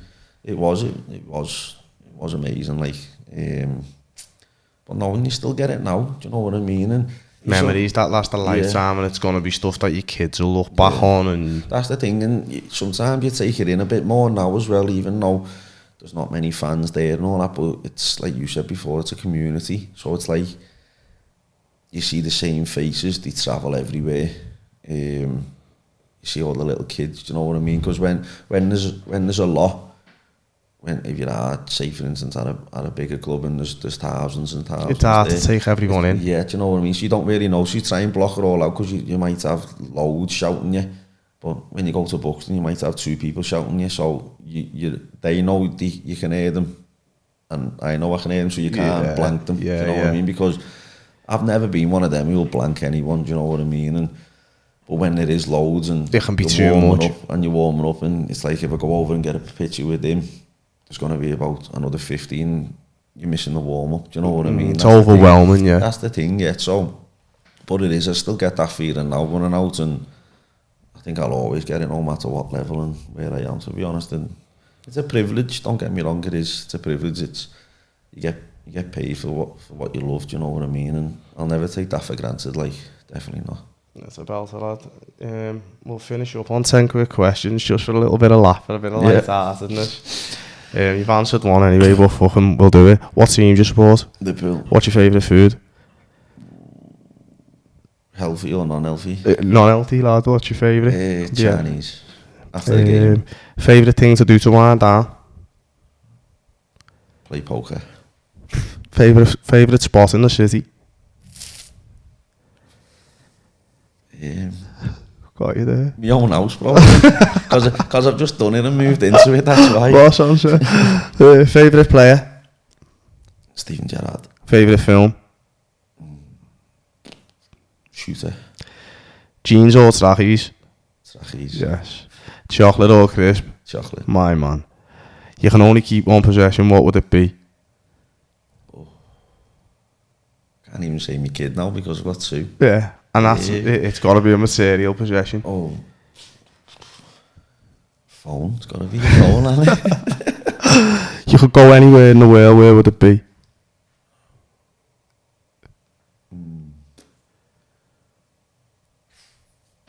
Say like Bali or something like that. Jak McCourt, thanks very much for coming on Shake the Mic and sharing this experience with me. It's been an absolute pleasure. Been a pleasure. Thank you. Thank you very much. Guys, would you like to do any shout outs before you go? Maybe a shout out to your family, to your mum and dad, anyone who's helped you, your missus, anyone at all? Yeah, just everyone who's been there through everything with me. Obviously my mum and dad from day one. sacrificed everything for me. Yeah, and now obviously my wife and my kids now, put them through hell sometimes, like, but no, that's it. Yeah, nice one. Thanks very much for coming on, guys. Thanks very much for tuning in. Until next time, peace out. Cheers.